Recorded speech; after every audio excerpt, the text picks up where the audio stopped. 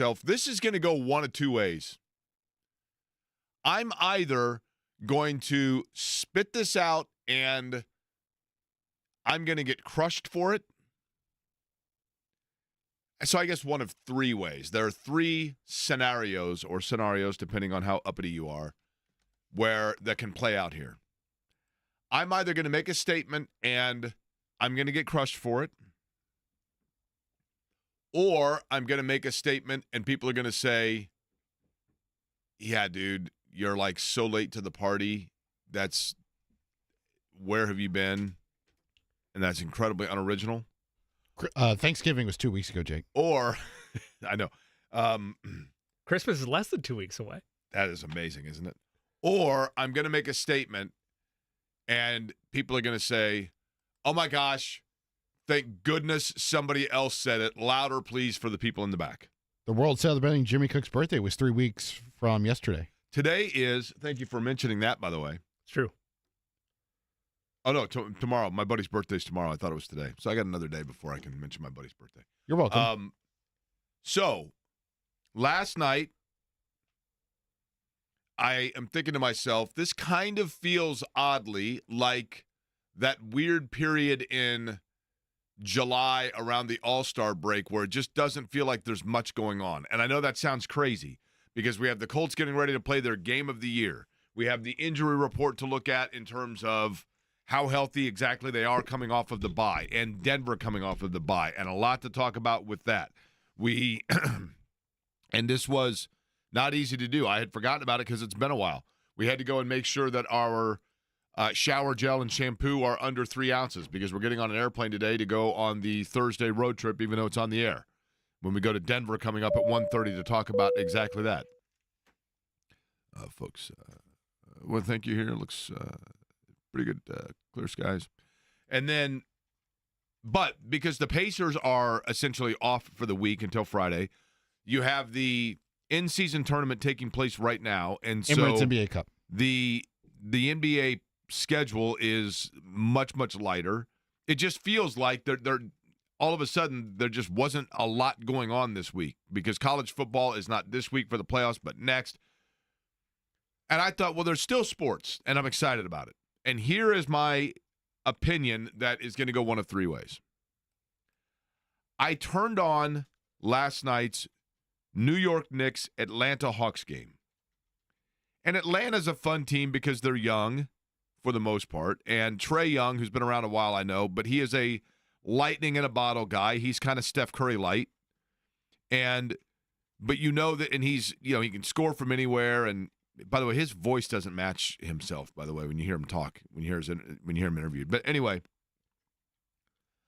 I turn on the television, and Shannon's house, the TV she has this kind of cool in-wall module that's built, and then underneath it, it's got this electric fireplace dealio, right?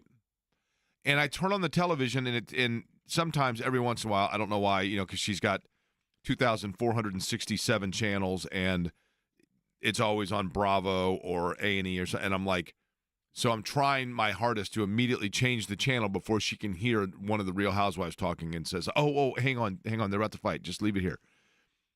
And I'm clicking for the remote, and I'm trying to get it to change quickly. And then I have to yell into the other room because she's in the other room.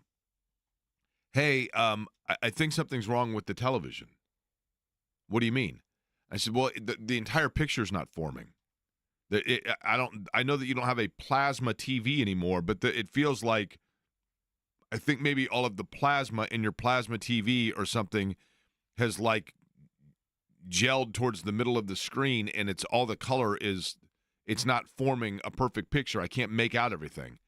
And then I realized that actually what I'm seeing is the most god-awful, eye-stain, horrific, anti-friendly for television continuation of this NBA. We're going to make the courts in these in-season tournament games this weird coloring where it looks like you're watching either a 1982 Atari game or a television that can't form the full picture, and it's almost impossible to even make out players on the floor because that orange puke that was, it literally looked like somebody took an orange push-up pop and melted it on the floor in various levels of deepness throughout the court. And I was thinking to myself, They have officially jumped the shark with the courts and tried too hard. I like the tournament, and I like that the Hawks are kind of the Pacers of a year ago, and here they are, and all of a sudden everybody's talking about the Hawks.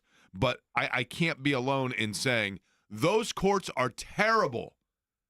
I understand the importance of letting people know when you're walking past at a sports bar and you look up, you're like, oh, this game is a more meaningful game than a typical regular season game. But you can't see what's going on half the time. And then I thought, okay, either A, everybody has talked about this ad nauseum, B, I'm simply like old and my cones and rods are all screwed up, or C, I've missed the boat and I'm lame and everybody else thinks it's the coolest thing ever. I'm naturally an agent of chaos, so I'm not your ally here. Like, I love them. I think they're eccentric and over the top, and I think it achieves the goal the NBA wants, which is what you outlined already.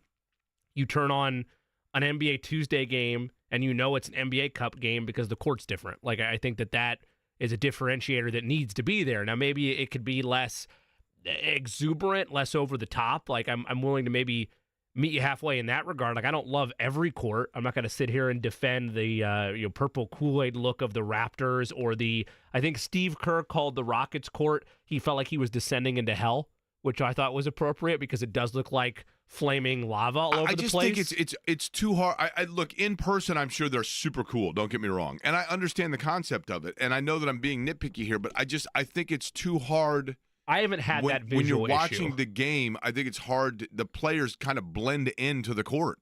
I've heard people that have that issue. I have not had that visual issue with it. But that said, if you're going from everybody can see to half your audience can't see now, you have a problem. Like, you need to do something to fix it. Would you agree, though, the idea of having some type of differentiator on the floor more than just like what they do in the playoffs? They put in the upper and lower right of the court playoffs, and it's a logo there, and it's a playoff game. When you get to the NFL playoffs, divisional is somewhere on the turf. Conference championship is somewhere on the turf. I'm not talking about something basic like that. I think they should do something unique. Are you with me that having a unique spin but toned down is good, or are you totally team, no, it's got to be... No. Just put a little corporate logo on it and we're good. This leads to another Jake Query fun favorite topic of old age. And yes, we will get to the Colts, by the way, taking on the Broncos. As I mentioned, Brandon Krisztal going to join us just over an hour from now. We'll go out to Denver. We'll get the lowdown on that. We'll tell you just a couple minutes here how the practice report looks. Jimmy, in the NCAA tournament, to your point, okay? One of my... Oh, I forgot about this one. My Mount Fuji, this isn't just among my Mount Rushmore of sports topics. These are the 4 hills that I'm going to die on 4 times. This is my Mount Fuji, Mount Kilimanjaro, Mount Everest, and Mount McKinley, all in one little range of the same argument 4 times. The biggest magic of the NCAA tournament for years, and in particular during the prime years in which it became the national event that it has become, was the fun of the fact of always seeing the court wherever they were playing. Here is an example. Jimmy, I want you to tell me of a significant non-Final Four college basketball NCAA tournament game that you can remember of the last 15 years. Non-Final Four division? I'll give you George Mason punching their ticket to the Final Four. Okay, where were they? I thought you were just having me mention the game. I can't tell you, truthfully. Now, Tyus Edney going the length of the floor for UCLA in 95 to knock out Missouri. That was in Boise. Glenn Robinson dunking on Greg Ostertag over Kansas in 94. That was in Knoxville. I know this because I can recall it in my mind, and you see the floor that is so unique to where they're playing. So you know exactly, as you're flipping the games on the opening rounds of the tournament, you know exactly where they are because you're seeing all these unique basketball floors. Then they went to this horrific, you can barely read the paint, just black blob on the baselines in the middle of the court, and a homogenized court regardless of venue, and they all look the same. So yes, to your point. So you're talking about, like, just for my memory's sake, I just want to make sure I'm on the same page as you. Mike Miller's buzzer beater to beat Butler is on Wake Forest's floor. Like, are you talking about that type of setup where it's a college court? All of the NCAA tournament games were played on a court, on the home court. That was, and so they were of the host school. They were on the paint scheme or the home arena or wherever they were. They were on the floor that was indigenous to that area. Okay, it wasn't corporatized by what's happened. My point simply being, before it was homogenized like that, you knew when you turned on the television during the NCAA tournament, you knew immediately where the game was being played, what region they therefore were in, et cetera, et cetera. It was easier to differentiate. So I understand with the NBA in-season tournament, the significance of the courts that lead you to know as soon as you look up at the screen that is a game that is unique from a regular season game. Even though it's a regular season game, you get what I'm saying. I just don't think it needs to add into it like this. They went way over the top. Like, it's nice to add a little bit of pumpkin spice to something, right? You want people to know that it's November, December, so you put a little splash of that pumpkin spice flavoring into the coffee. But nobody's ordering a cup of nothing but pumpkin spice flavoring, right? Or the chai tea. Or your chai tea, yes. Nobody wants the entire cup to be nothing but that. That's simply my point. I would argue that you could have a variety bag of Starburst, but some people are just going to want all red. Like, you could have a preference of just over-eager, full-blown. Like, also, for me, there's some level of nostalgia. I realize you hate this color scheme, but it reminds me kind of the over-the-top colors of childhood during the 90s. Like, it strikes a chord with me. That's why I think I'm drawn to it a bit. But I will concede the point to you. If you have an issue with fans at home having visual issues with watching the game, you have a problem. I'd like to know this, simply. Because maybe it is just me, okay? I'd like to know if anybody else, when they turn on the television during one of those games with the full rich court, and I'm not saying it's all of them, but notably the Pacers blue one, and last night last year's blue one, to clarify, right? Not this year's, not the Navy? The one they did this year. Because I knew you were anti-pool last year. Last year they went the bright I didn't find that as bad. Really? Yeah. This year's, and I forget, there was one that they played on the road recently where I literally, it looked like an Atari game where the players were like morphed into the screen. like the entire body of the player hadn't like shown up on the television screen. I just found it very difficult to follow the ball. Maybe Boo hit contrast on the remote. Maybe. I'm telling you, I cannot be the only one. Okay, wait. I want to hypothesize something real quick. Eddie, visually, watching games on these NBA Cup floors, have you had an issue keeping track of the ball, keeping track of play, confusing where the players are? I'm being honest, no. Okay. So other than last night, when I looked at the Kool-Aid floor of Houston, the Kool-Aid man just threw up everywhere. That's fair. The reason I ask is, and I'm not trying to be insensitive here, I feel like it could also be an age thing. But also, additionally, that's possible. I don't mean age by the way of like get off my lawn. No, I mean like, I don't get to see as many of the courts as you guys do since I'm producing. Correct. That's why game, I proceeded cautiously, but also you're younger. Like you and I are closer in age. We're in the same, side of the aisle in that regard. A better way. Okay, let me give you another way of saying it. It feels to me, when I watch the game, that it's harder to differentiate players. In other words, like I can tell there's a guy in the top wing, but I'm like, I can't specifically see that they're kind of absorbed into just the color is so dark that I can't tell exactly who that is. And then I turn on the Houston game last night. I turn on the Houston game, and to Eddie's point, I'm thinking to myself, now wait a minute, is that Jabari Smith on the floor? That's right. He just yacked again. That's about what it looks like, right? Why did your Kool-Aid man have to be from the 80s? Why couldn't he be from any other era?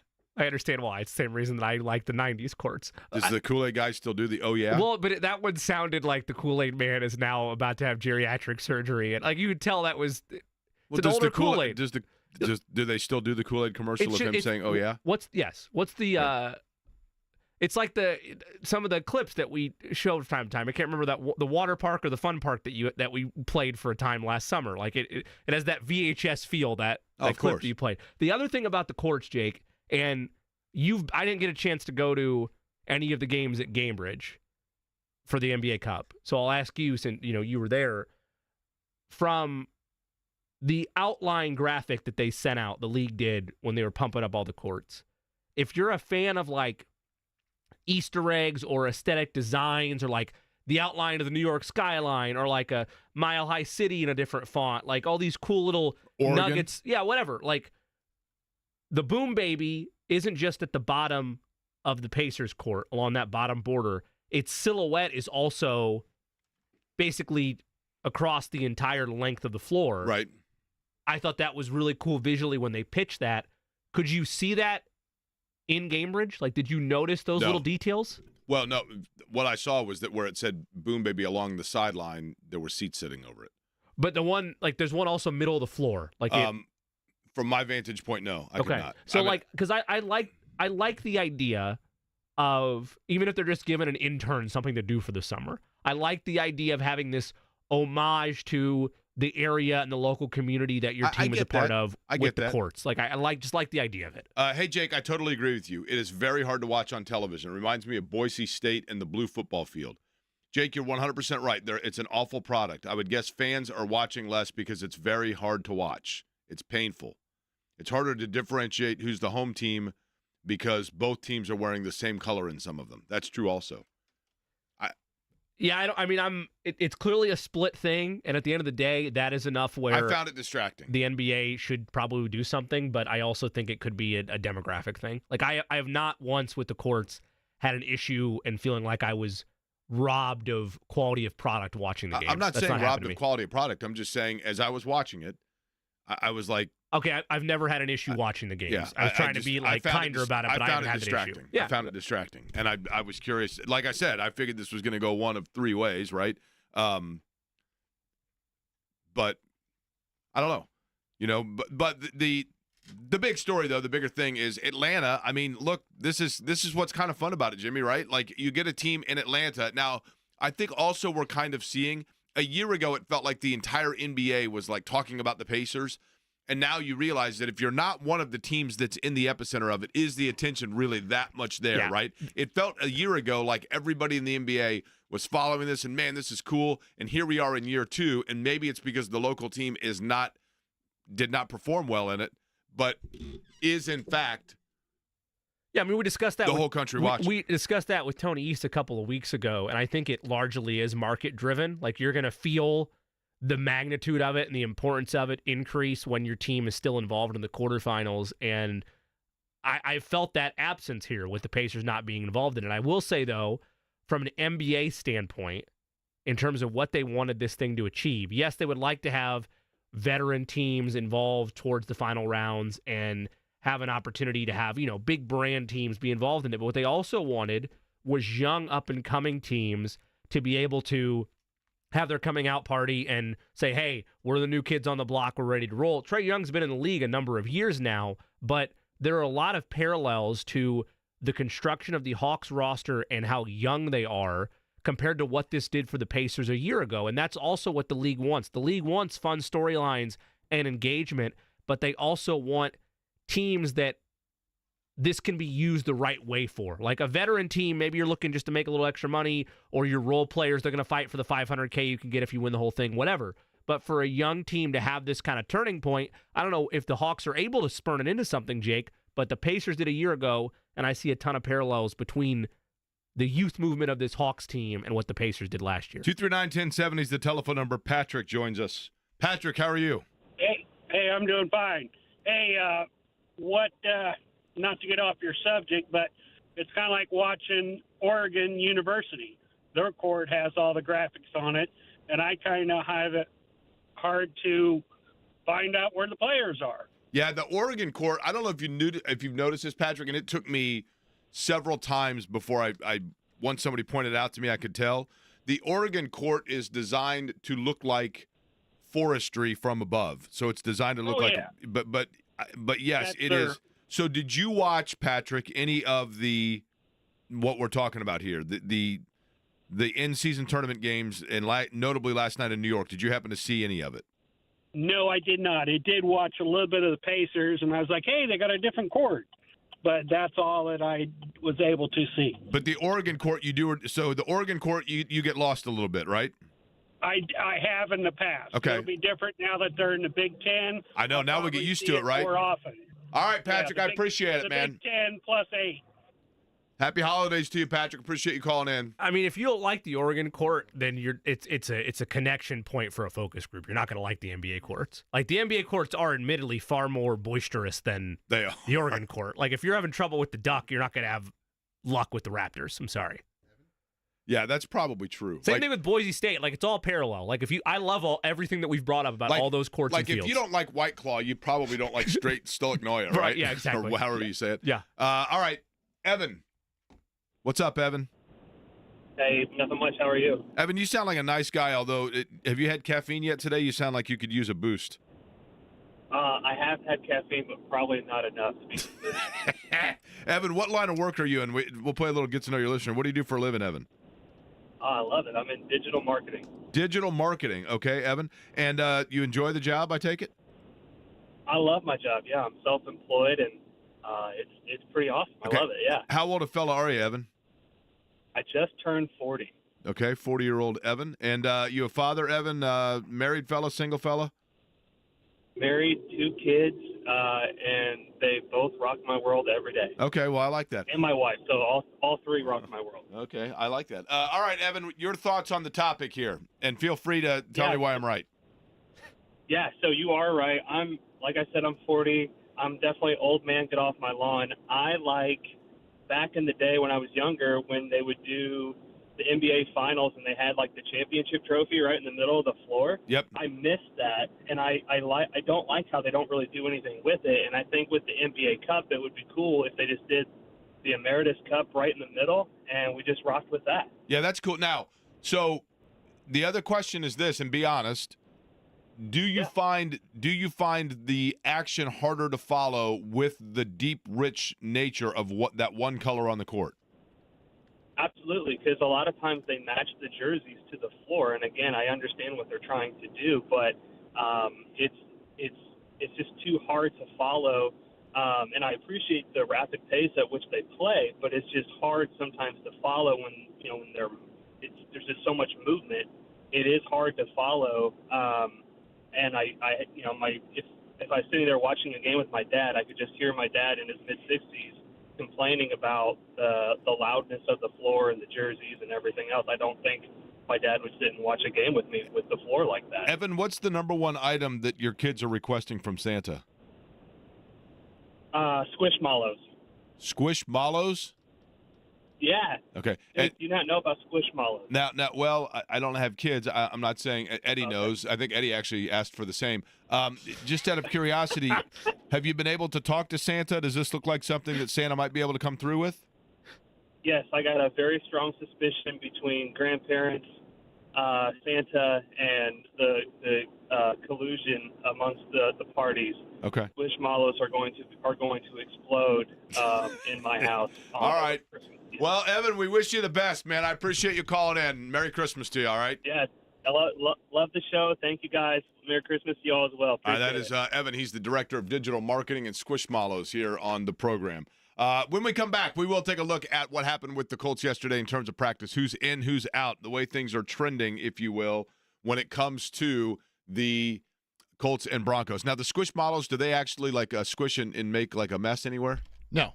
They don't? No. They appear to be stuffed animals. What's that? They appear to be stuffed animals. Yes. Okay. They're like stuffed animal pillows. Okay. Well, if they did make any sort of a mess, particularly on the outside of your car, no worries. You can always go to one of your car wash places where you have a monthly car wash program. And if you do, no worries when it comes to the rest of your car, because Jiffy Lube said, you know what, you care that much about the outside of your car, we want to care and make sure that we're taking care of it in the underside of the car, under the hood. In other words, what I'm talking about, if you are a member of a monthly car wash program, any of them in Central Indiana, go to any Central Indiana Jiffy Lube, point out that sticker on the windshield, point it out on the license plate, and Eddie, what happens?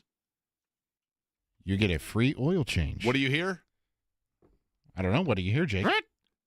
20% off, or excuse me, $20 off your Signature Service oil change. $20 off your Signature Service oil change. And in addition to that, a free tire rotation at any Central Indiana Jiffy Lube between now and the end of the year. So you still have time to get it done. Jiffy Lube, of course, is your one-stop shopping for all your vehicle maintenance needs, and you never need an appointment.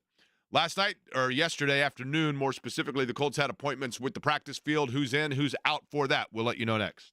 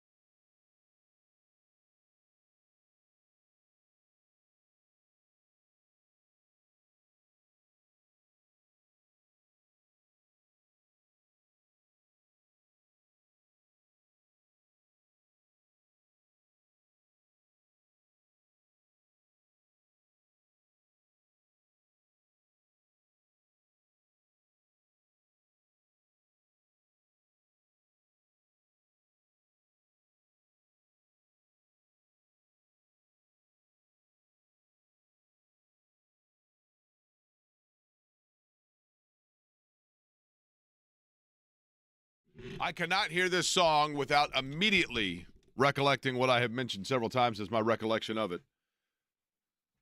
This was the concert, baby, the concert of the winter of 1986 turning 1987. So I don't know if it was in like December of 86 or, and actually I can tell you, it would have been certainly once the Big Ten season began, because when Genesis came for the Invisible Touch Tour, and that was the album, every song, I mean, it was everywhere. It was at the RCA Dome, and it was on the way home from that I found out that Ohio State had upset Iowa, thus moving Indiana into a first-place tie in the Big Ten. So it would have been probably in January sometime. But that concert, if anybody else remembers it, I'm probably the only one that remembers this. They did Genesis like maybe an hour and 10 minutes, and then the lights came on, and everybody's like, oh, it's intermission. Hanging around, and then they're like, folks, Phil Collins is ill. Please drive carefully. And remember, if you go out the main doors, hold on to your hat. Like, what? And that was it. And the next day it was like, yeah, Phil Collins got food poisoning. So I don't know if he went to like the Claypool Court or something back when it was around, or went down to Union Station and got himself a picture with a cardboard cutout of Ronald Reagan and then got a bad slice. I have no idea, but yeah, our concert. It's like, what the hell? It's either In the Air Tonight or it makes me think of Tarzan because Phil Collins did the soundtrack for Tarzan. Phil Collins, man, I'm telling you, from In the Air Tonight, early 80s through about 88, that dude was everywhere. He had some great songs everywhere. Phil Collins also, by the way, and then we'll get to the Colts injury report. The movie Hard Day's Night with the Beatles, they were taking a train ride, and they went to a train station in England, and they used actual crowd that happened to be at the train station that day while they were filming it, and they scanned the crowd on the platform, and there's a man standing there with his very excited, 10-year-old boy, and the 10-year-old is Phil Collins. That's pretty cool. There you go. It is pretty cool. Eddie Garrison, do you happen to have before you the injury report for the Colts in terms of practice from yesterday? I sure do. Sure do. Tell me, please, are there any players that did not practice yesterday? 2. Okay. We already knew about one of them, though. We talked about it yesterday. Okay, with go ahead. Joel Erickson. Braden Smith dealing with a personal matter. Doesn't sound like he will play this weekend, and they're unsure if he'll return this season because of whatever he's going through right now. And then Ashton Dulin did not practice yesterday. He is dealing with an ankle injury still. Okay.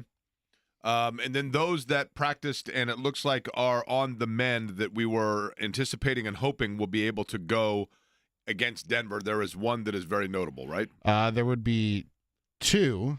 Josh Downs, he was limited yesterday dealing with a shoulder injury. And then Ryan Kelly was back. He was a full participant for the Colts yesterday in practice as he's returning from I think it was a cleanup procedure, I think is what they called it, on his knee. The guy that, and by the way, I'd like to get a cleanup procedure on my knee. What's wrong with your knee? It just needs to be cleaned up. Why? I don't know. I would imagine there are many areas of my body that need to be cleaned up. In particular, my knee that I can't get to. What do you mean you can't get to it? I mean, I don't know. When's the last time you removed your own kneecap and cleaned it up, right? I got some particles. I feel like you're just around. Asking for an unnecessary rehab stint, though. That's probably true, right? I just got some particles floating around. Just go in there. I mean, if you just want to use a quick wet vac, that's cool. There's some fluid they had to get rid of. It's fine. Some specimens. I'm going to check out. One of the things with this Colts team that I think we've known, but it has now become abundantly clear, and we've talked about it a lot. Josh Downs might be the most important piece for what they want to do offensively. And that's ridiculous, I realize. I mean, Anthony Richardson is clearly the most important piece, right? Jonathan Taylor is probably the piece that gives them the most punch if Anthony Richardson doesn't have the football in his hands. But the guy that kind of facilitates all of that and keeps it all going is Josh Downs, just because he is the one player. Do you remember when the Colts had the 3 to 5 year window where their completely annoying cousin that never left the party on time was the San Diego Chargers? And the one guy for the San Diego Chargers that the Colts never, ever, ever, ever seemed to be able to control was Darren Sproles. And every time it looked like the Colts had some sort of control over the Chargers and they were finally going to get them out of the way and win the playoff game, or get them out of the way and win a game at home that they needed to win to keep a dream season alive, whatever it might be. Darren Sproles would, you had everything under control, and then all of a sudden, he slipped through, and you're like, oh my gosh, what in the world? And then boom, he's off and running. Josh Downs can kind of give that kind of a feel to an opposing defense, where if you're honing in on Richardson and Taylor and you're trying to keep your eyes on and corral inside that box, that weapon for the Colts, and you know that Michael Pittman Jr. is an effective player but has pretty designed areas of effectiveness, and you know that Alec Pierce is an effective weapon for the Colts offense, but it's a very designed area where he's effective, and you know that, the tight ends, you probably can just ask them if they can go get you some popcorn or something. But Josh Downs is the one guy, Jimmy, quite frankly, that as you hone in on those other areas, you kind of never know where he's going to surface if you're the other team's defense. And that keeps people just enough honest and at bay to have to monitor him that it opens up areas elsewhere. He's the playmaker that Colts fans were asking for 2 years ago. You saw great strides in his rookie season just a season ago. And then in the impact that he's made prior to this injury stint, he's been a dynamic weapon for this offense. And he does all the things that you outlined as a complementary piece for what the Colts want to do offensively. He's able to get separation against defenses. He's able to make timely yards after catch. He is amongst top 35, top 40 of wide receivers in all the important statistical categories, like yards after the catch, like receptions. He's able to get that type of separation that forces defenses play-by-play, drive-by-drive to not key on and turn into a pick-your-poison battle of how do you want to stop this Colts attack, whether it's Alec Pierce. Okay, now you have to focus on Josh Downs. Maybe it gives him more separation over the top. You're keying in on Josh Downs more. Maybe it gives Michael Pittman Jr. more room near the sticks. You're going to key on Josh Downs. Okay, we'll give it to Jonathan Taylor as long as the offensive line is holding up. That makes things dynamic. The only weak part of this Colts offense, outside of the obvious one being the tight end room, I would argue Gatorade would also be helpful for them if they wanted to grab that for Josh Downs. I mean, popcorn too. Really, That's right. Just the whole concession stand list would be fine, is when the struggles are there for Anthony Richardson. When Anthony Richardson is misfiring, especially on the easy stuff, it gets complex for the entire offense to get off the ground running and not have quick 3 and outs. When he's looked like he has the last couple of games and the offense struggles, you say to yourself, well, maybe it's because you're missing a key component, and they have. Without Josh Downs, this offense undoubtedly takes a step back. Now, Jake, there's been other areas we outlined earlier in the week with how the offensive line has struggled, and if you're a Jonathan Taylor fan, that's all you're clinging on to right now, is that all the injuries on the offensive line is why he struggled the last 4 games and hasn't been the dynamic all-pro running back that we've grown accustomed to. If you're willing to buy that, which I am,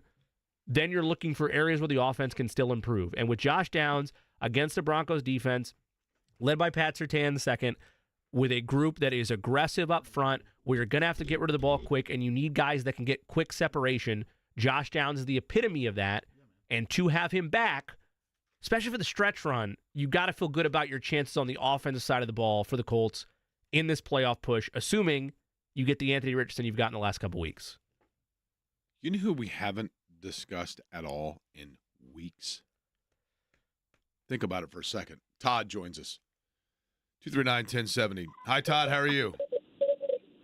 Hey, what's happening, Jake? How are you? It's what's happening, Todd. Long time no here. Todd, I'm fine. How are you? Happy holidays to you and your dad and everybody else. Yeah, right back at you, man. I got a couple of things I want to talk about with the Colts, though. I'm curious your thoughts. Okay. Look, some things we haven't talked about. First off, I want to be clear. I think the Colts will win every game throughout the rest of the year, take this right to the playoffs, and make a run, and hopefully go to the Super Bowl. I want to be clear about that. Okay. But the second thing is, I'm looking forward to this Sunday. I'm going to Denver with some high school buddies. We planned this trip 8 or 9 months ago when the schedule came out, so we're looking forward to it. But what I will say, looking over the last 15 years, right now it's super challenging to go to a home game because the opposing squad brings a ton of the away fans. For example, the Detroit game, at one point you couldn't even tell who the home team was. Right. The Steelers already show up. The Bengals, when they come, the Browns, that was maybe a year or two ago. It's just, and this year has been tough too, where when you go to a game, you're coming in hopefully with some energy. I don't know if I'm the only one, but we're bringing the funk and making sure that the defense and the team knows that we're behind I want to them. make sure that's the funk, right, Todd? That's the funk that you're bringing? Correct. Yeah. Okay. F-U-N-K. You got it. So, I wanted to make sure. Okay. Proceed. Yep. Now, here's the question, though, Todd. But how did you get tickets for the Broncos game? We bought them online, all right? So we bought them online. We did, and that's where I'm fascinated with the ticket market. I don't know if it's a ticket thing. I do know that ticket prices are soaring. I mean, you can make some good money if you're a season ticket holder. But that brings me to my next point. I remember when this might have been in 2008 or 9 when the Colts played the Patriots. Both teams were undefeated. And I remember sitting down in IC with my dad and my brother, and we looked at the guys in front of us, which, by the way, our section is filled with camaraderie because everybody keeps their tickets. But we all looked at each other and was like, you know what, we could have made a lot of money on these tickets, but we ended up going to the game primarily because we want to be there, and two, we're just loyal Colts fans. So, Okay, but Todd, here's the thing. Here's the thing. And I totally get your point. The answer is this. The second that every NFL team partnered with secondary ticket markets to immediately put access to ticket sales and resale on their own franchise NFL.com website, then all argument went out the window. Yeah, look, totally. And the business portion of this, I guess I'm trying to understand, but it's almost like I'm trying to put a challenge out to the city and the Colts fans out there that I can't imagine how some of the players feel, when it's tough to play in their own home stadium. The same way that the Colts are going to feel being happy to see you in Mile High. Okay, fair enough. I mean, that was my last point. That's my point. Now, Todd, real quick, we had the new Ball State football coach on. Your thoughts for Cardinal football? What's the prediction for next year? Oh, with the new NIL stuff, I told you, Jay, that these guys are going to take it right to the national championship. We want Bama, dude. We want Bama. Bring them. Todd, I appreciate it. Travel safe to Denver. Be sure to go to Red Rocks, too. It's very cool. Just to clarify that, because I always am engaged for a second, and then I pull off the dogs. That is the Todd, clearly based on the Ball State prediction that always makes the bold prediction. What's happening to Todd? That's what's happening to Todd. I always forget what's happening to Todd. But Shout out to here's him. the thing. I know it's a topic we've discussed before, but he brought up a good one, and I want to counterpoint because there is a perfect explanation for what he saw before him. And we'll get to that next. And then Brandon Krisztal, speaking of going to Denver, we're going to do that with Brandon just 45 minutes from now.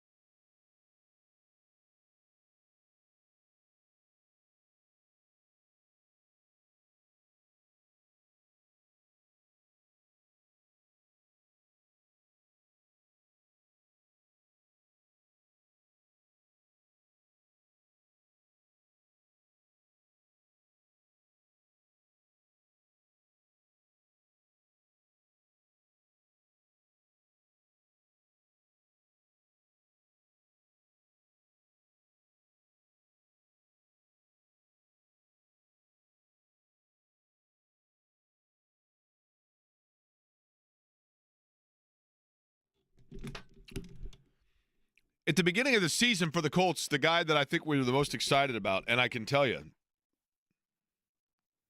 when we were out at training camp, sometimes that feels like 2 weeks ago, sometimes it feels like 3 years ago. But when we were out there, if you think, Jimmy, back to our conversations with Shane Steichen, those that we talked to, but notably Shane Steichen, there was one player to me that when we brought him up, I thought Shane Steichen was that you could see a perk. You could see like the eyes get wide because he had seen something in this particular player that you could tell was radiating an optimism from Shane Steichen, and you thought, okay, this might be literally the guy that they're just going to unleash. And I know he plays a position that takes time. But just as I saw the same level of enthusiasm from Shane Steichen, I'm sensing, for example, and I'm going to go with Stephen Holder as an example, some of those that are around the team and cover the team with the most regularity seem to have growing concern by the week about the fact that this is a guy that we have not talked a lot about. So my trivia question for you, Jimmy Cook, is the player I'm talking about is? I would say you're talking about, to quote Shane Steichen, the football version of Allen Iverson, 180 Mitchell. That is correct. A.D. Mitchell. To paraphrase that, he was talking about with us his quick step and his ability to change direction and how he was going to be like a football Allen Iverson. His wiggle. Yes, the wiggle. Exactly. And you and I left that conversation thinking, and look, I get the fact that we are seeing a consistent home run hitting threat for the Colts and Alec Pierce. Alec Pierce probably, for the next 4 years, is going to be a guy that, on average, catches 3 balls a game for 72 yards. And that's exactly what you want from him, because that's what he's there to do. He's there to force teams to say, I can't let this one guy get behind me, because if so, there's going to be trouble. So that's all he is designed to do. Alec Pierce, I mean, that's unfair, but you get what I'm saying. Alec Pierce is the deep ball threat and the guy that is there to stretch things out so that in that middle area of the field there is open space for guys. And Josh Downs is the guy that is, slinking across the middle, and there are various areas where you can get him, and then he can get yards after catch because, he has that burst, and he's able to get himself open. Pittman is the guy that when you do that stretching, whether it be laterally or, side to side, that he's going to be over the middle, the big target, fine. All those guys do a good job with that. A.D. Mitchell was the one that was kind of thought to be a guy that could fill in both for Downs at times, for Pierce at times. And I know that is a position a la Alec Pierce is a prime example. We're sitting here talking about how Alec Pierce is a valuable asset to the Colts because he is able to do what it is that they need him to do. And what did we talk about a year ago when he was essentially invisible for a better part of the year? And we kept saying maybe that's because what it is that he needs to do, they don't have the strong arm to get him there, so nobody's going to take it serious because they're like, Gardner Minshew ain't throwing to that guy, So, but now you have that, and Pierce, you see the result of it. With A.D. Mitchell, I would hope that it's strictly it just takes a receiver a while. My concern is, Jimmy, that there were red flags about him coming out of college, and that's why he was not thought to be a top 3 to 5 receiver in a receiver-rich draft.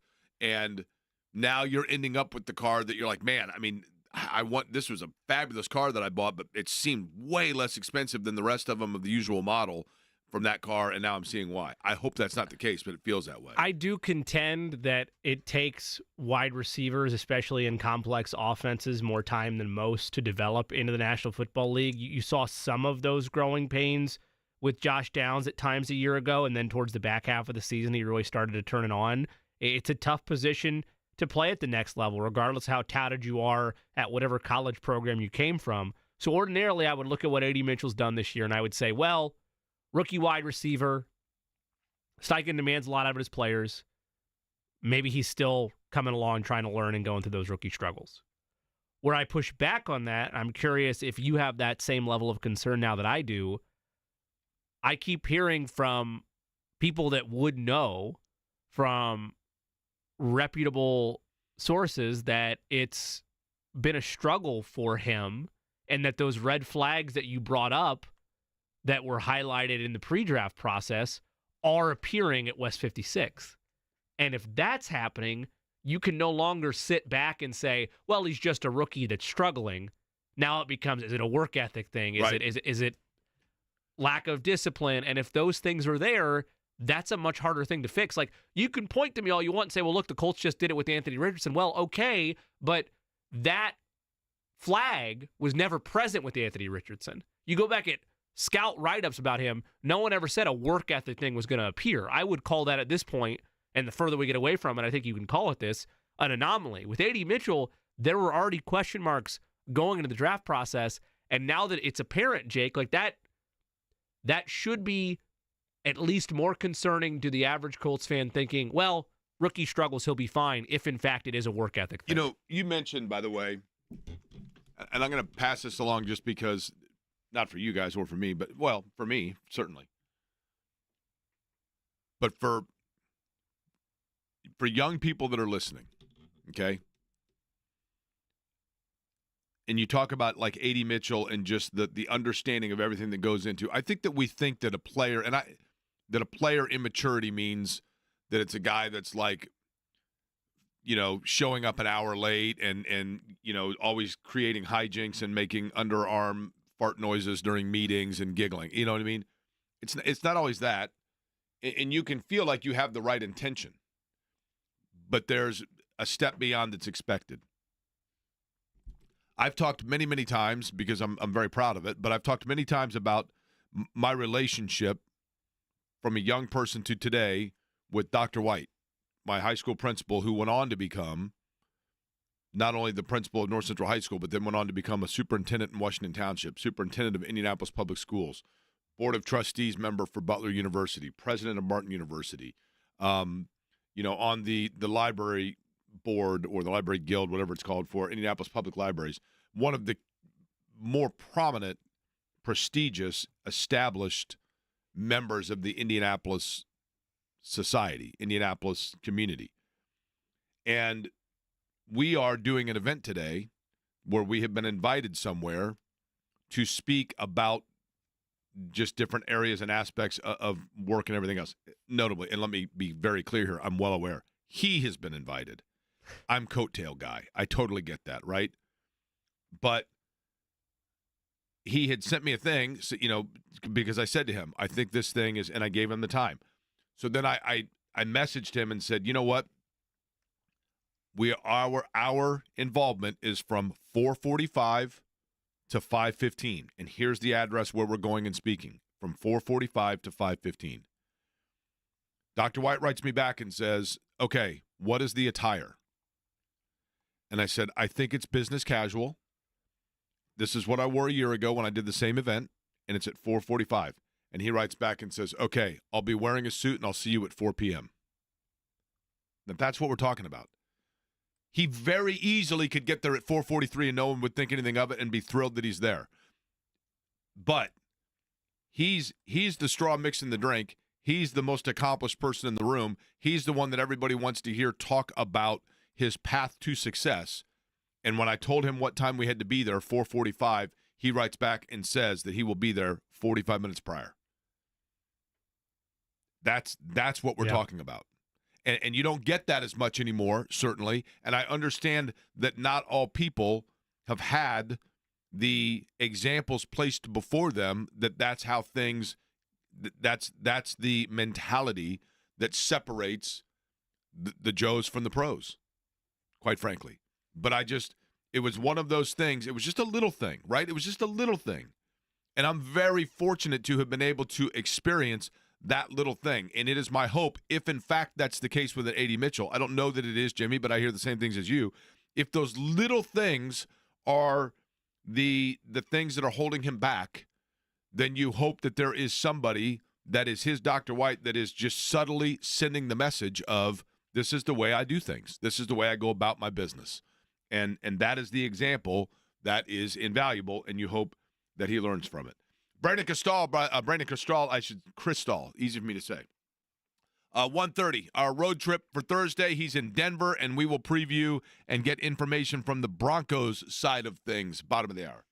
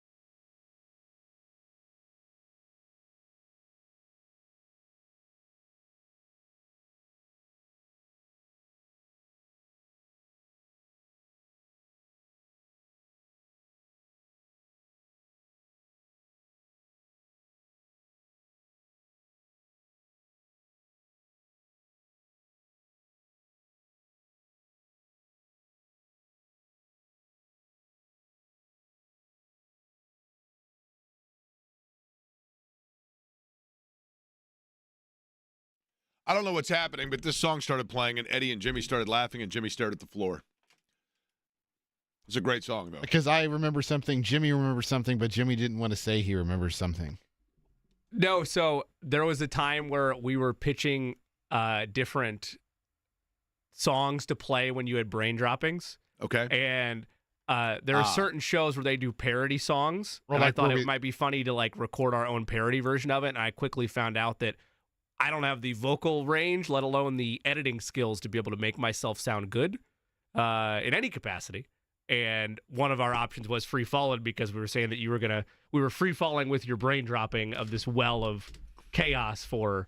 I don't know if it was the Said brain story. dropping or if it was like when Jake gets fixated on things like animals and like, oh, is this animal a brother or a cousin to that animal? It was something along those and lines. it's like, oh, we've lost him. He's gone It was free something falling. along those lines. Okay. Yes. Now, here is something that I find fascinating. There's a lot that I find fascinating. I'm honored. Sometimes in sports, things happen that look one way until you really go beyond the surface and you say, is there something more here? And I believe that we have just seen a watershed moment where there's something more here. I don't think, to be honest with you, that all of a sudden the University of North Carolina is going to become this major. I mean, I think they're going to be good. They've always been pretty decent. But is North Carolina now all of a sudden going to become, Oregon or Ohio State because Bill Belichick is there? I don't think so. But I think they will be very good. And let me go over the areas of what I'm talking about. I think Belichick is obviously a fine coach. I mean, there's no denying that he is an excellent coach in notably in game planning the opponent and coming up with ways to win games. That goes without saying. But I think the conventional wisdom by a lot of people is, oh man, Belichick's now in the league, and he's one of the greatest coaches of all time, and this guy is going to clean up in recruiting. Well, the reality is that most people, and I'm talking about young people, when they think about that run, the person they think about is before Belichick, they think about Tom Brady. Bless you. Thank you. And so if you are right now, somebody right now that is a player, what age group, Jimmy, are players that are the prime recruiting targets right now in college football? Would they be juniors or sophomores? I mean, I think everybody's recruiting board starts the second that they hit the high school portal. So just for the sake of that, let's say sophomores. Okay. So a sophomore right now, if you're going out and you're looking at like you're heavily recruiting, Bill Belichick just got the list for North Carolina, and he's like, okay, who do I need to talk to? Well, we have our eyes on this kid. He's the number one 2027 graduating class player in America. That means that player was 9 the last time that the Patriots won a Super Bowl. So that means, and you were born in what year? 95. Okay, so I was like 15 or 16 as a sophomore. Okay, right. That's what I'm saying. So you'd be what, like the last one in what, 18, 19? Yeah. So that kid would have been 9, right? Somewhere between 9 and 11, right? Yeah. So again, my point. So by the time so when you were born in what year again? 1995. Okay, so he was still coaching, but like by the time you were in late high school, if you had not been in Indianapolis, how relevant would Tony Dungy have been to you? A little bit different, I guess, because he was obviously, Tony Dungy was in television, and he's still a major star. And Belichick is to an extent. But my point being, number one, I think that we think of the dynasty of the Patriots as being as relevant to today's high school senior as it is to those of us that are adults, when in reality, that's a lot longer ago time for a young person than it is for us. But more importantly, this is the big key. It's not about Bill Belichick being able to go to North Carolina and schematically win because he is a football genius, and I don't deny that he's a football genius. It's more about what we are seeing, which is a watershed moment. It's Deion Sanders is an extent of this, but I think this is even a further step. North Carolina is one of the schools, and it's largely rooted in their basketball heritage and the fact that the most famous basketball player of all time and arguably the most famous American sports team athlete in the world of all time played at North Carolina. But North Carolina is one of those 20 national athletic brands. Off the top of my head, Ohio State, Michigan, North Carolina, UCLA, Texas, Oregon would be one.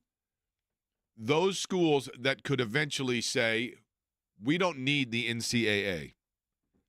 And I'm not saying that this is a leap towards that direction, but I think it's a major step because what North Carolina has just done, North Carolina has not said, hey, look, we decided to get rid of Mac Brown because we thought he was a little bit too old, so we wanted to go out and get a guy that's like in his mid-70s because his girlfriend's 25, so he seems young at heart. North Carolina did not say, hey, look, we decided to get Mac Brown in his mid-70s, and we went to get Bill Belichick in his mid-70s because he goes on the Manning cast, and he's pretty funny, and so therefore he's younger than what he seems. North Carolina didn't go out and say, hey, we decided to get rid of Mac Brown in his mid-70s, and we got Bill Belichick in his 70s because he won Super Bowls with Tom Brady at the beginning of the decade, the century, whatever, the 2000s. As much as those things might have been a small factor, the reality is this. North Carolina said, now that there is NIL and we are in a league with Clemson, SMU, and Miami, and then basically a bunch of 5-win teams that are going to be playing in bowl games that are named after a food on aisle 18 at Aldi, we're going to go out and basically conduct ourselves now and hire somebody that is the CEO of what we are going to run as a semi-professional springboard to the NFL developmental league. And who better to do that than a guy that has won multiple Super Bowls, that understands salary cap, understands building a roster, understands turnover of – because what did the Patriots do more than any other team? More than any other team, the Patriots sustained greatness by a consistent rotation of players in the role positions. Tom Brady was the staple. But, you know, they won championships with Teddy Bruschi, and then later they had different defenders. And how many times did you see running backs that, like, you're like, Corey Dillon, that guy, like, was his career was over. And then, boom, he goes there, and you're like, oh, my gosh, he just found new life. Danny Woodhead, like, who is this guy? Who are these guys that Julian Edelman, they just kept recycling the same players over and over. They'd get them for, what did the Patriots do at their key role positions? They had guys for 3 to 4 years, rinse and recycle, repeat, spit them out, and get the next one. Boom. Belichick has history in turning over a roster every 3 to 4 years at the vast majority of positions, but being able to sustain a culture. And that culture at the college level is separated from everybody else by being able to recruit based on money, not heritage, not linked to Tom Brady. The most important thing, North Carolina said, we're going to give this guy an unlimited NIL, relatively speaking, and we're going to let people know, you want to go to the NFL? We're already a university that has a history of running like sham classes for our athletes, right? You want to go to the NFL? Come to the University of North Carolina, which is now the first in representation, the first example of where everything's headed now, which is a G developmental league for the NFL and treated as such. And what better person to get it than somebody who is going to handle this program like a CEO, not a head coach, but a CEO operating with millions of dollars to build roster and rinse and repeat every 2 to 3 years and do what they can to then push forward and try to win a championship. You're going to see more teams doing this, and the examples of, well, we hired a guy because the kids really relate to him, and we feel he's going to be able to go out and really recruit in our area. Okay. They hired him because he is going to treat this essentially like an NFL team. He couldn't get a job. Couldn't's the wrong word, maybe too extreme. He didn't get a job in the NFL, but clearly still wanted to coach. And so he is going, and he is the forefront of the blueprint of what you're going to start seeing in major college football and eventually in major college basketball, which is we are going to continue to erode the sham that this is some sort of student athlete and that students are going there and playing at North Carolina or Indiana or Kansas or Kentucky because, well, I read about it and they've got the number 17 business school and the other one was 21st and that's where I really want to go to school. No. People are going there because they're like, this is the step that is fastest going to get me to the place where I'm going to make tons of money playing this sport, and this guy can most help get me there. Yeah, I mean, this isn't a massive shift in philosophy, what the Tar Heels are doing. They are just openly doing it in the wild, wild west that has changed college sports since NIL started a couple of years ago when it became publicly accessible and no longer is some type of taboo that you talked about in closed doors meetings. So from that standpoint, I get why North Carolina is doing it. But if you're sitting or listening to us today or following still college athletics and you think it's about amateurism anymore, I'm sorry. Those days are long gone. You could argue they never really existed. The NCAA hid behind the phrase student athlete and utilized it as a sham to continue to profit off college athletes for decades on decades on decades. Now the tide is over and Pandora's box is open, and this is where you see program shifts. I don't know whether or not North Carolina is going to suddenly now compete for national titles, but I do think this is going to work in terms of them being a relevant football player starting first in their own conference. You mentioned it already.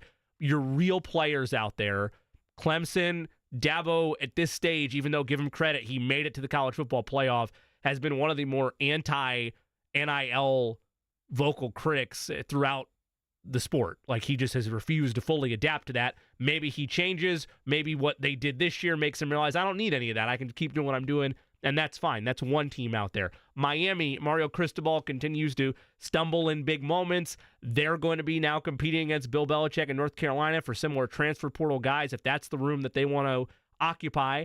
And then SMU, who has Rhett Lashley come in year one and take them all the way to the ACC title game and the college football playoff. They're going to have opportunities in the ACC. And I would push back a little bit in terms of what has happened to the legacy of the conversation around Bill Belichick. And look, this is the wrong market. I'm not going to defend him. I was as anti-Bill Belichick as anybody in Indy. I get it. I understand there's a natural hatred towards him because of Colts Pats, because of the cheating, because of all that. I get it, and I'm not going to defend him on merit. What I will say is, he could make the argument, and I think some people would buy it, that coaches and coaching still matters. It's the Phil Jackson, Michael Jordan, Phil Jackson, Kobe Bryant debate all over again in football. And for him, regardless of how much Brady or Robert Kraft were involved in it, he has 6 rings to his name as a head coach, 8 in total as an assistant. And you're walking up to, whether it's a 15 to 16-year-old on the sophomore recruiting trail or into the transfer portal and saying, hey, we have $20 million of NIL money, a $16 million increase year over year for what North Carolina was doing previously, and then you put those 8 rings down on the table, you're going to open up some eyes for either transfers or recruits when you say, I have connections at the next level, I've dominated that sport, I have a proven track record with it, I'm going to help get you to the pros, which is something that's really on the mind of every college athlete or every would-be college athlete out there. So I don't know if it's going to work, but you've seen a sample test of this model at other places like Colorado. Saban did it with Bama for decades. Like, it can work if you sell it the right way. And even if you can't sell it the right way, if I'm a player looking for a home, especially in the portal, and I see a couple $1 million and one of the winningest coaches of all time, that's not a tough decision for me. They're going to get guys. Like, they are going to get talented players at North Carolina. Whether or not Belichick's able to execute, whether he can connect with the young players, that's a whole nother story. But they will get people based on their budget and him as a persona alone. What is Chris Ballard's title with the Colts? General manager. I think that's right. What is Eric DeCosta's title with the Baltimore Ravens? General manager. What is Brett Veach's title with the Kansas City Chiefs? General manager. Tom Telesco that worked here for a while. What's his title now I think he's with the Raiders now. General manager. What's the title Andrew Luck just got to go back and work at Stanford? General manager. Who's the general manager at Indiana? For IU athletics? For IU football. I do not know. I don't think they have one. It's a relatively new thing that's happening. The Tar Heels just did it, by the way. Michael Lombardi's the general manager there. He's going around the media stuff right now saying, hey, our doors are open. We got money to hand out. No, what's that you just said? It's a relatively what? The idea of a general manager in college athletics with an official title is a relatively new concept to me. Maybe I'm being ignorant on that. No, but you are correct. Okay. You made my point, is what I'm saying is, here you have, in the National Football League, we have always known that teams are operated and run by a general manager. General manager meaning one that oversees the roster and facilitates for building the roster based on what the payouts are going to be to make sure they're underneath a salary cap. There's no salary cap in college football, but there is a little bit based on NIL, right? Sure, you have a budget. And now, the two biggest names in professional football of the last 12 years, arguably, two of them, Bill Belichick and Andrew Luck. And what job did both of them just land? General manager of a college football team. Meaning... Well, it's not true in title. What's that? Like Michael Lombardi is the general manager. I'm sorry, Andrew Luck and Michael Lombardi. And Bill Belichick is, correct, head coach. But my point being, and Bill Belichick, I'm sorry, going to a program that I just want to make sure I was following it. I wasn't trying to Bill Belichick has a job in a program that has a general manager for the football team. Andrew Luck went to a place, a general manager. What that means, that doesn't mean that Andrew Luck is sitting in his office or Michael Lombardi and Bill Belichick are conferring in Michael Lombardi's office to make sure that they have all of the rooms assigned at the Super 8 in Willits, California, on their way to training camp, or that making sure that all of the players have training table between 5 and 8, and they've got enough McAllister's Deli ordered for when the study hall happens. What that means is they are balancing and figuring out bottom line budgets, salary cap, NIL money. Okay, we got $20 million this year. We got Bill, the card dealer in Winston-Salem that loves him, the Tar Heels, and he just gave us another $5 million. So, oh my gosh, we have $25 million this year. Okay, we need a D-line. Our D-line's terrible. Who do we got? Well, we got this kid that wants to transfer out of North Texas State. All right, how much is it going to cost him? He wants $400,000. All right, we'll give him $500,000 to make sure for sure we get him. Boom. Now we got $24.5 million. What are we going to do? Where are we going to spend it? End of story. Like, constantly. That's exactly what those guys are brought in to do. This is, I'm telling you, this is the first step in what you are seeing of major college athletics, and it's gonna start happening in basketball, where you're gonna start like Indiana. What was Indiana's biggest appeal about hiring Mike Woodson? What was going to be the thing? They thought he was going to be the platform to get you to the NBA. Correct. He'd coached in the NBA. Yep. He was going to be the conduit to get players to the NBA. And players are going to know the name Mike Woodson, and therefore they're going to go to Indiana to get to the NBA. Problem is, Mike Woodson didn't know the names of the players. That's the problem, right? Like the recruits themselves. And also apparently hadn't actually watched the NBA since the 80s, despite coaching in it during the 2000s. That also hasn't helped. There's truth to that, too. He's like, no, slow this down, right? Where's Shaq? Where is he? Mike Woodson at his first practice, they came in there, and they're like, look, we're going to run an NBA thing. And he goes, well, first off, let's say something. Your coaching days are over. I had other ideas. Well, the way we run it here at Indiana is, you start messing with this basketball team, Mike, and I'll tell you, I'll personally strap your ass to a pine rail and send you up the Monon line. Leave the ball, will you? That's how it sounded when Mike Woodson got to Indiana. But what I'm saying is, Indiana took Mike Woodson because he was going to be the guy that helped them get NBA players. He had NBA connections, and that's why a lot of the players that are in and I will say, in defense of Mike Woodson, there have been players that have developed well. Khalil Ware developed under Mike Woodson. Yeah. He inherited Trace Jackson Davis. Jalen Hood-Schifino developed under Mike Woodson. And so there's something to be said for that. But I think we are going to start seeing all of these college programs start operating themselves because now it's in the open. I agree with you, by the way. No, I know. It's in the open. Look, Kentucky, do you want to know why John Calipari and why Kentucky's success level plateaued off? Because everybody else could do what they were doing. Correct. Legally. Correct. Yep. That's exactly correct. Worldwide West and the whole funnel in which Kentucky had.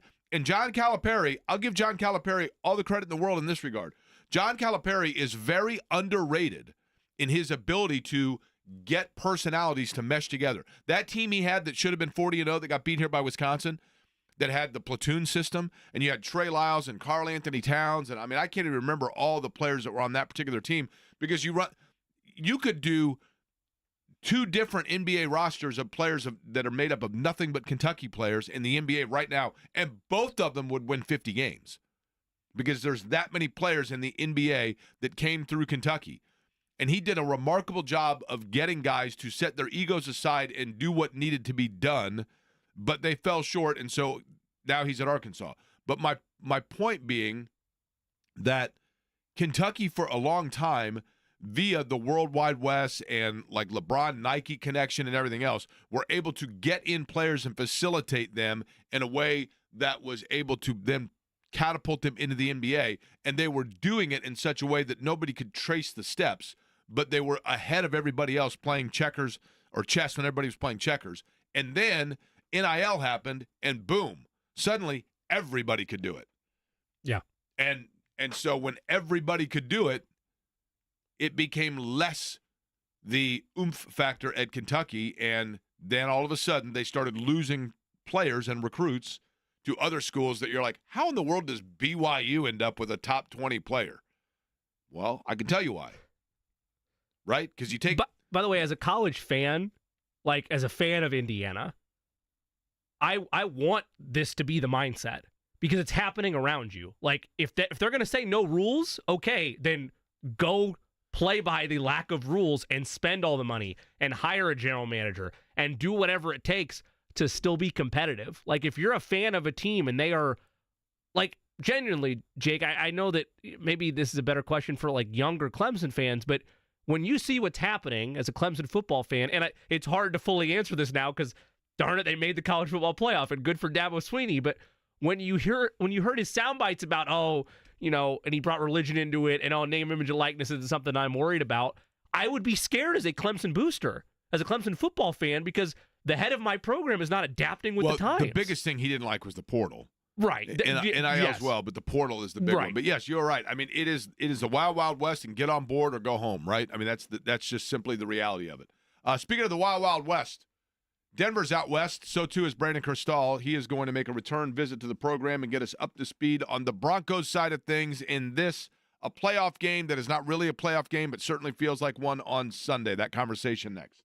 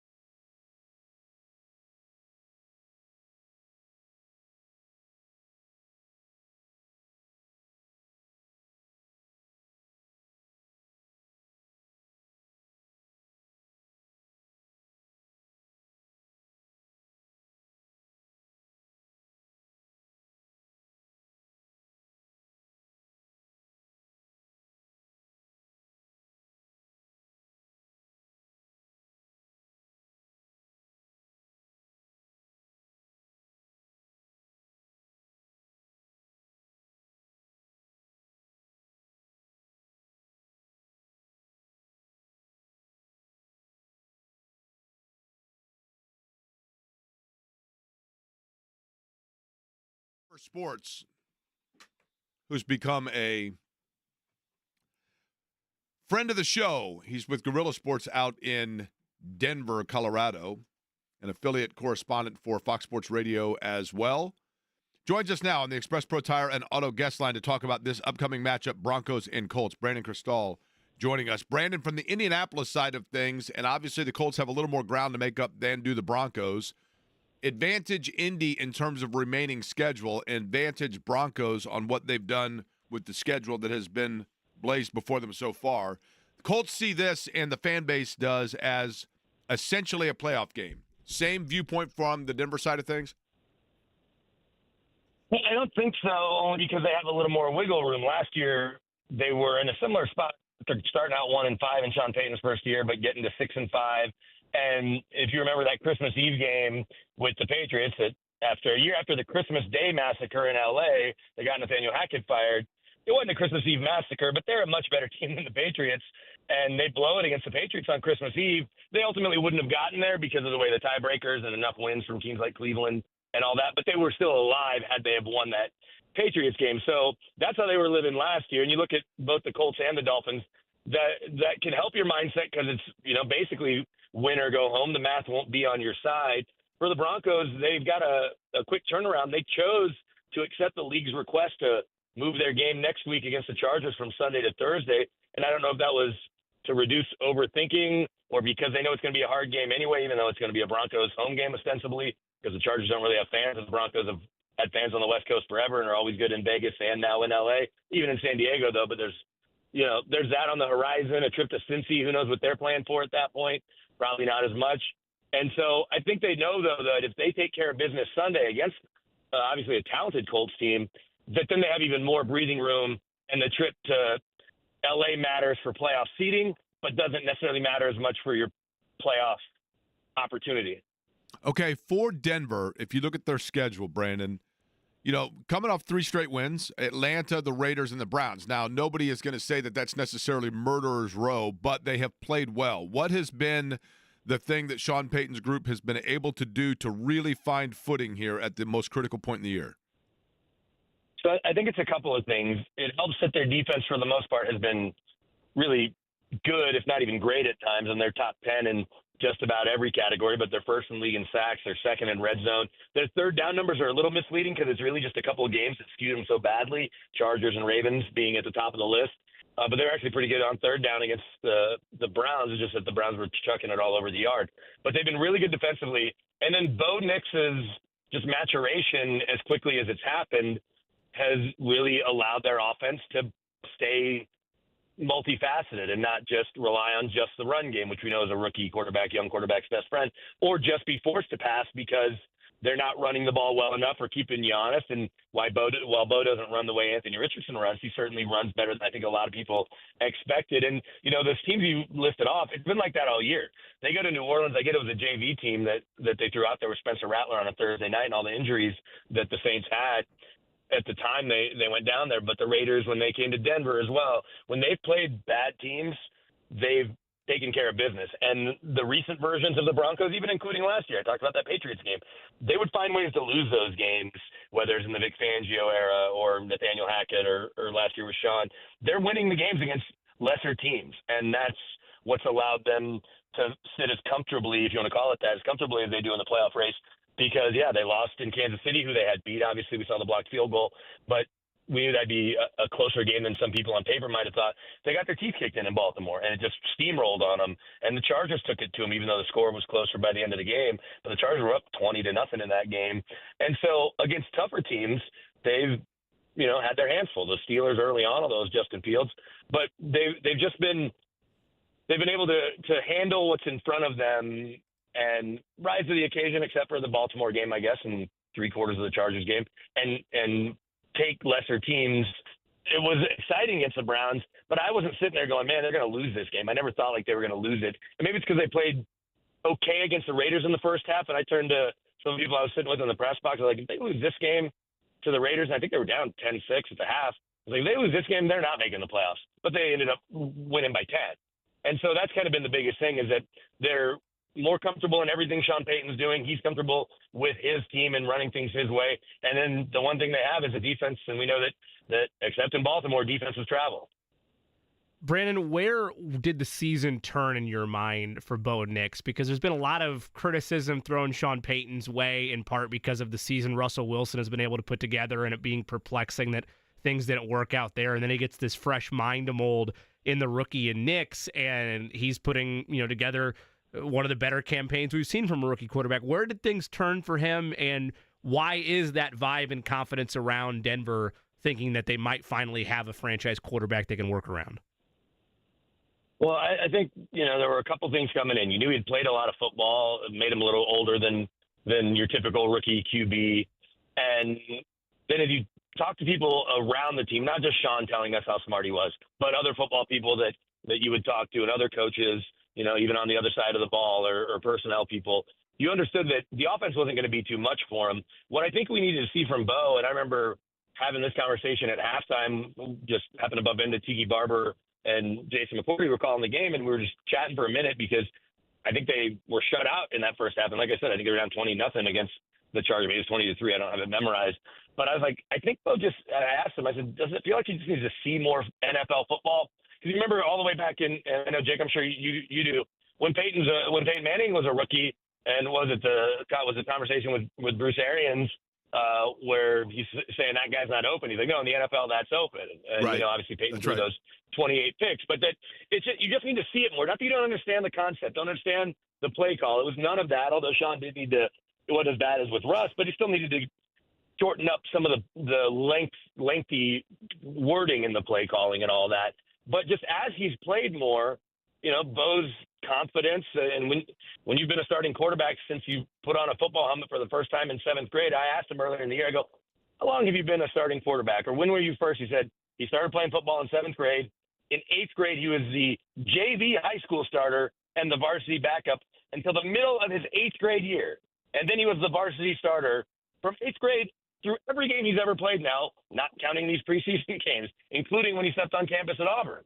And so he's seen plenty of football, but he hadn't seen NFL football. And so once he was starting to have success and getting more help from his young receivers, guys like Marvin Mims, who they figured out how to use a little more cleverly, and Troy Franklin, who he played with plenty at Oregon, and Cortland Sutton reemerging as a top wide receiver, not just a guy that could catch touchdowns, but can get open and produce, big yardage games to go with those touchdowns. And this kid, Devon Bailey, I say kid, he's a 27-year-old rookie from Utah. He's been really good. So good that when Josh Reynolds was ready to come off IR, they ended up cutting him. So I think it was really just that Bo just needed to play more. But then you look at their schedule was kind of favorable, save for the Baltimore trip. But you go to Kansas City, you come home, and against what we think is an okay Falcons team, it's in that playoff mix. He was outstanding, and he throws for 300 yards and 4 touchdowns and all that, and wins AFC Offensive Player of the Week. So I think it was just he just needed a little more time, but not as much time as other rookies might. Brandon, if you were hypothetically, Brandon Krisztal is our guest out in Denver. He's on the Express Pro Tire and Auto guest line. Let's say hypothetically that Sunday morning you decide to go for a hike. Why not? Denver's beautiful. Colorado's awesome. So you're going to go do Red Rocks, right? You go out there and you just have so much fun. You decide to stay out there. You skip the game. You don't even go to the game. You don't pay attention to it. You go home. You go to sleep. You get a nice sound sleep.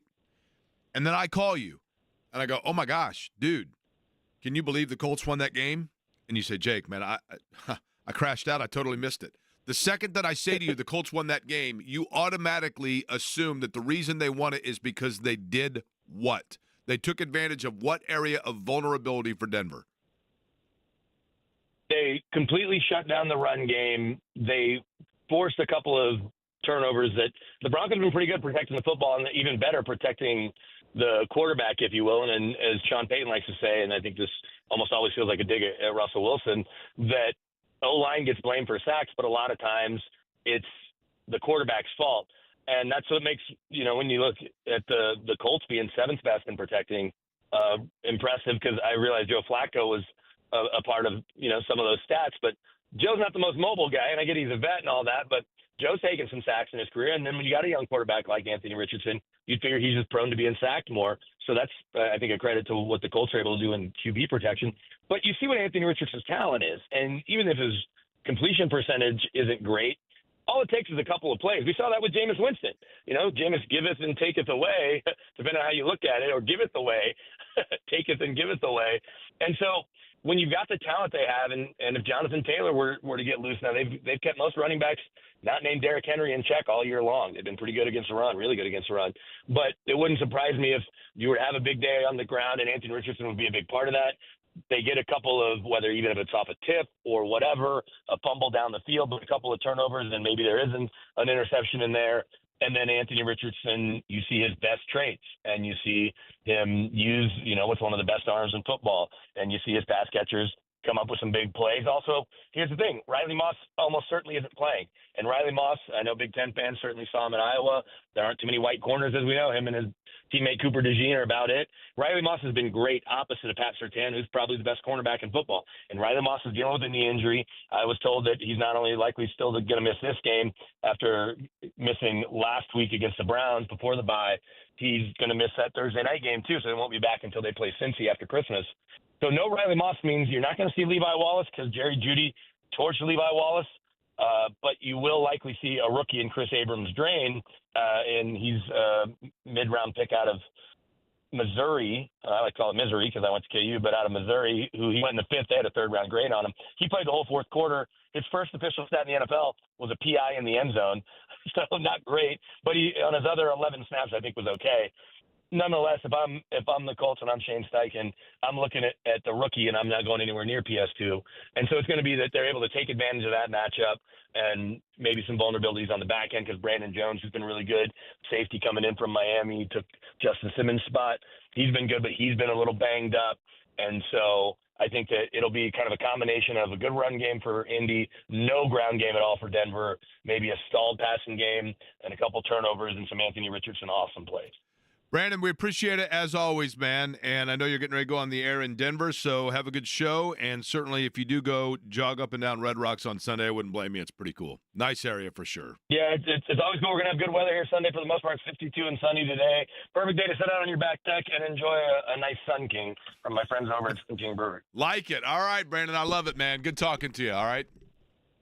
All right, see you guys. All right, Brandon Krisztal joining us on the Express Pro Tire and Auto guest line. Yeah, Look, Denver's defense is really stout at the run. If Indianapolis can soften that up a little bit, that's going to be a big, big thing. Last night, by the way, brain dropping from me.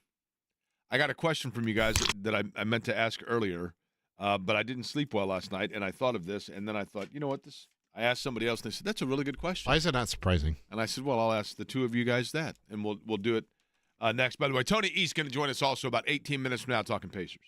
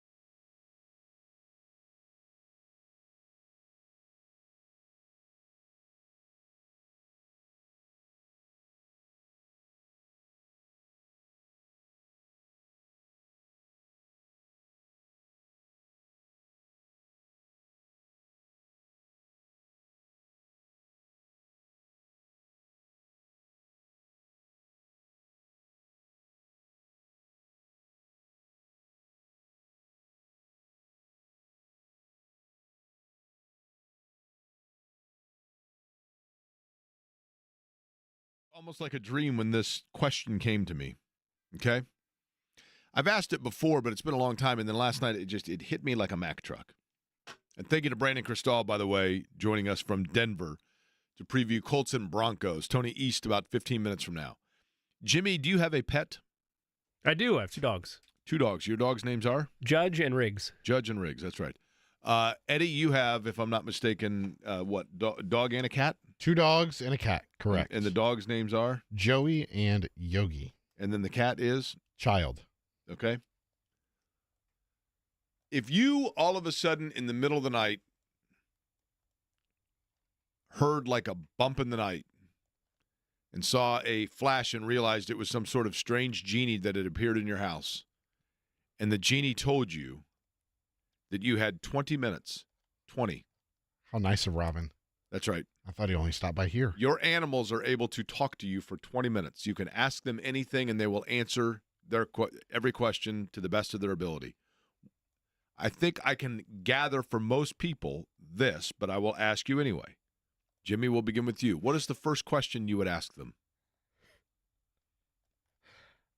Why are you obsessed with the tennis ball so much? That would be my question to Judge, because that's all he ever wants to do. Okay. Any walk of life, wherever you are, sitting down on the couch, eating dinner, drops a tennis ball at your feet. Okay. What is it, my man? Riggs, what would you ask him? He is obsessed with very soft blankets. What is it about blankets, man? What's your deal? Okay. Why do you love it so much? Eddie, for you. No. Change that for Riggs. You're a wiener dog. You can't see what you're barking at. Why do you bark to rile up your brother? Like, what's the deal there, Okay. man? You don't have a vision. You don't have a plane to be able to see all that. It's bigger than you. Eddie, what would be the very first question you could ask? So which one? Any of them. How about this? What if the genie did not originally tell you? What if the genie simply said, there's a time limit on how long you can do this. I'm not going to tell you how long the time is. So I will let you know. Your first question is what? Okay, so if I'm with the cat, I'm asking the cat, are you mad that we got 2 dogs? Because the cat came first. Okay, fair. Then the similar question would go to Yogi, because he was the first dog. And then Joey's going to be, why did you have to ruin everything? Okay. I will pivot to one more thing if I could get one more genie request. I would try to have a breakdown dialogue with both dogs for proper when to go outside time.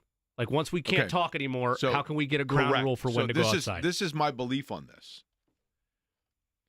I think that 98.8% of all people would have the same first question. Interestingly enough, you guys both fall into the apparently 1.2%. 1%ers, Eddie. Look at us.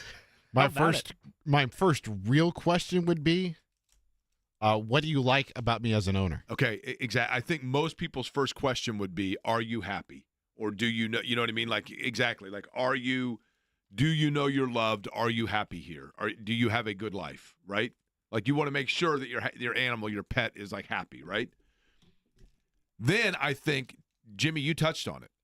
Once they answer that, yes, I'm happy, yes, I know you love me. Yes, I'm very content here, whatever. I'm tired of the kibble, man. This place sucks. That would be, I think, the second question. Do you like the food that I'm giving you? What do you do? I mean, can you imagine how bad it would absolutely be awful if your poor animal hates the food that you're giving them and the taste of it, but eats it because there's nothing else to eat? Yes. So you would want to know that, right? Sure. And then I think the third from there would be setting up. Like, I think I think for me, the first question would be that. Like, are you, and then to be honest with you, I think a lot of people would like to know as well, like in my case, what is your history? What is your story? Like, where did you come from? Who had you before me? Did you like it better than here? That kind of thing. But when you know the clock is ticking and you've only got 3 or 4 minutes left of the conversation, wouldn't you say, okay, now that you're here, let's figure this out. Let's come up with a system. What do you want to do to show me that when your stomach hurts, to be able to show me that? Like, if you come over here and you lay the ball in this little area, then I will know your stomach hurts. Or what if you need to go outside, what system do you want to come up with? And you would come up with, would you not, some sort of a like sign language almost conversational system so that they can tell you things in the future, right? If it was bathroom, just either go run up and hit the door or like bite my pant leg and start pulling on it. Like, just something. Yeah. Well, we've already got that system down at the Garrison household. They lick my face, or they'll stare at you and start barking. If they need to go out? Yep. Okay. In the mornings, they'll lick my face to wake me up. It's like, hey, I got to go. Other times, it's just, I'm going to stare at you like this. I'll take 2 steps back, and then I'm going to bark. Now, does the cat get along with the dogs? It depends on the day. Okay. Right now, I would say no, because the cat loves the Christmas tree. He loves to lay underneath. Dogs aren't having it. Whether Judge and Riggs like the food or not, 6:58 on the dot. We'd feed our dogs later. We feed them at 7. 6:58 on the dot. AM, PM? PM, and then AM, roughly 7 to 7. But anyway, it's in the evening, 7 o'clock, 6:58, 6:59 on the dot. Riggs will come find me, Joe in my lap, look up at me like, hey, man, it's time. Let's go. Let's go do this thing. Yeah, I mean, don't you think, but here's the thing. Maybe it would be disheartening, though. What if you found out, what if you asked them, are you happy? And they're like, no, man, I'm not at all. This is terrible. The last place, the people, I'd rather go back. Can I go back to my old owner? Wouldn't that be the most disheartening thing tough. ever? It's a dangerous question to ask. What if they told you no, and that's because you had them fixed or neutered?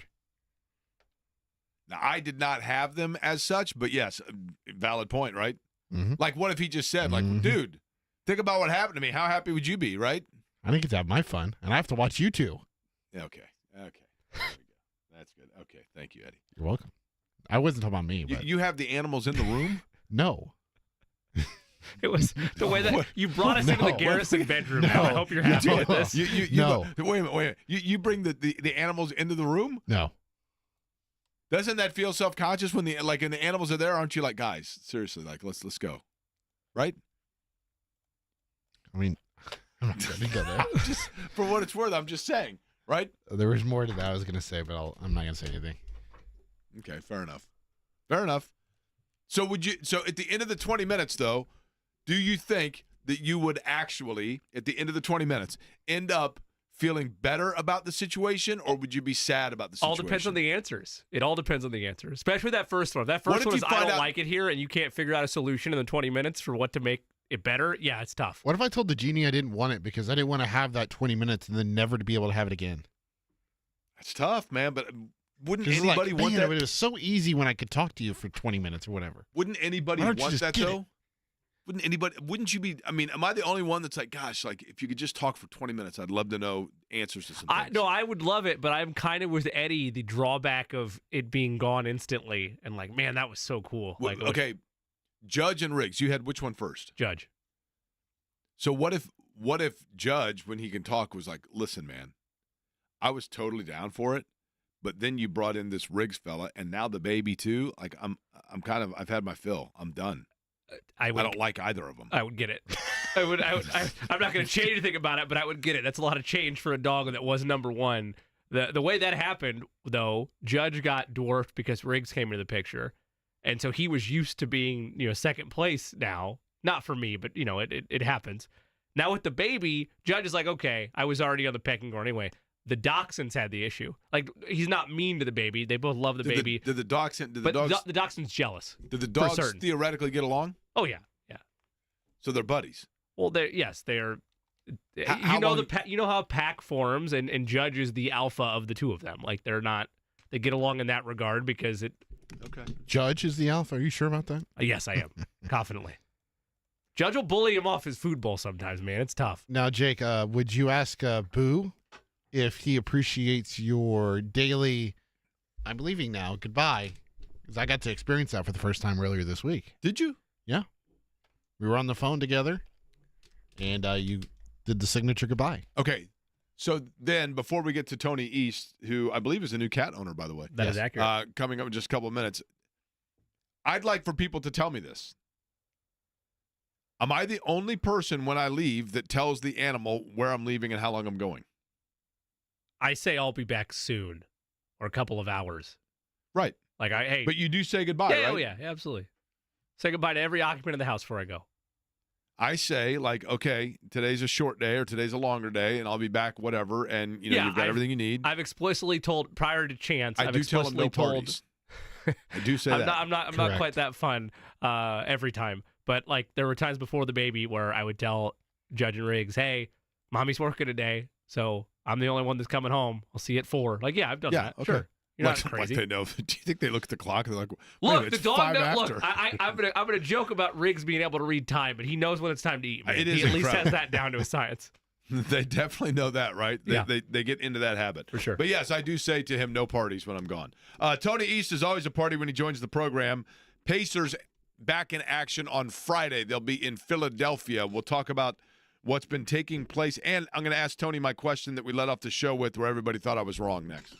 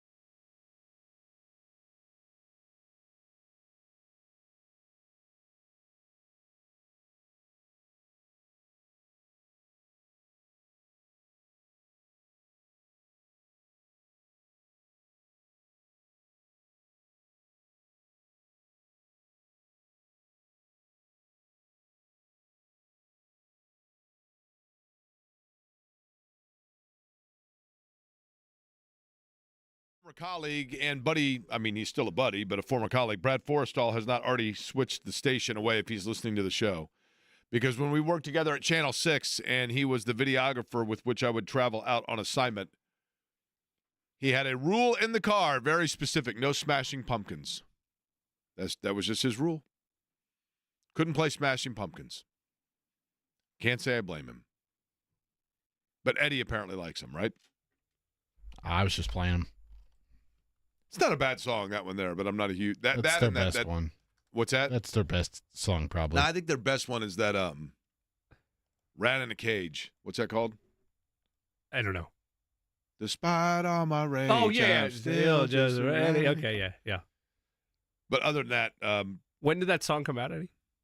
93? 1979, 13 years ago. What'd you say? The song is called 1979. No, when did it come out? I'm going to guess 93. Let me look here. 96. All right. Okay.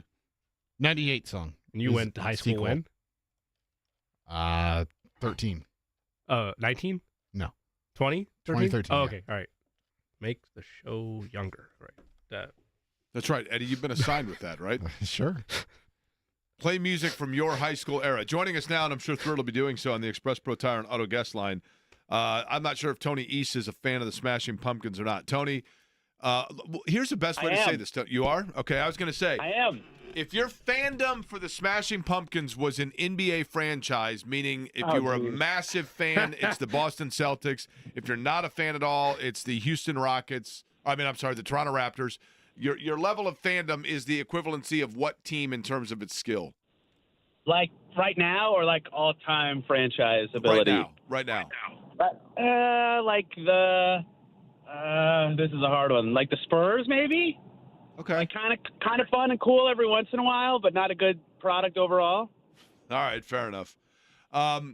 Let's get to this. Pacers, as you just heard on the promo, in Philly on Friday night. This is a team that has been decimated by injury, and I don't mean that to say that like they haven't had, players, because they have. They've had a lot of starters playing, but some very important pieces that Rick Carlisle will tell you have had a lot to do with why they are not playing well. In terms of those that we have not seen in a while, their return with this layoff stands where? We'll begin with Aaron Nesmith. Yeah, I would guess later in the month of December, maybe even early January for Nesmith, without knowing severity. I mean, Matt, given what we've heard about the number of weeks or what ankle injuries typically are, Max Strus is returning for the Cavs tomorrow from a bad ankle injury. He got hurt in mid-October. Like, if you use that exact same timeline here, that would put Nesmith back, like, right around Christmas, basically, and that lines up with what we've heard from Rick Carlisle. And, this week, I've seen him doing work with the ball. Most of what I've seen him doing in recent ramp-ups was just running and moving his legs and all that. So I think he's probably getting closer, but still a little ways to go. Ben Shepherd, assume, would be the next question. Saw him doing some shooting work today. Sounds like he's closer than Nesmith, but oblique stuff can hurt. It's hard to twist your body. It hurts your ribs. So it'll be interesting to see what kind of player he is when he comes back.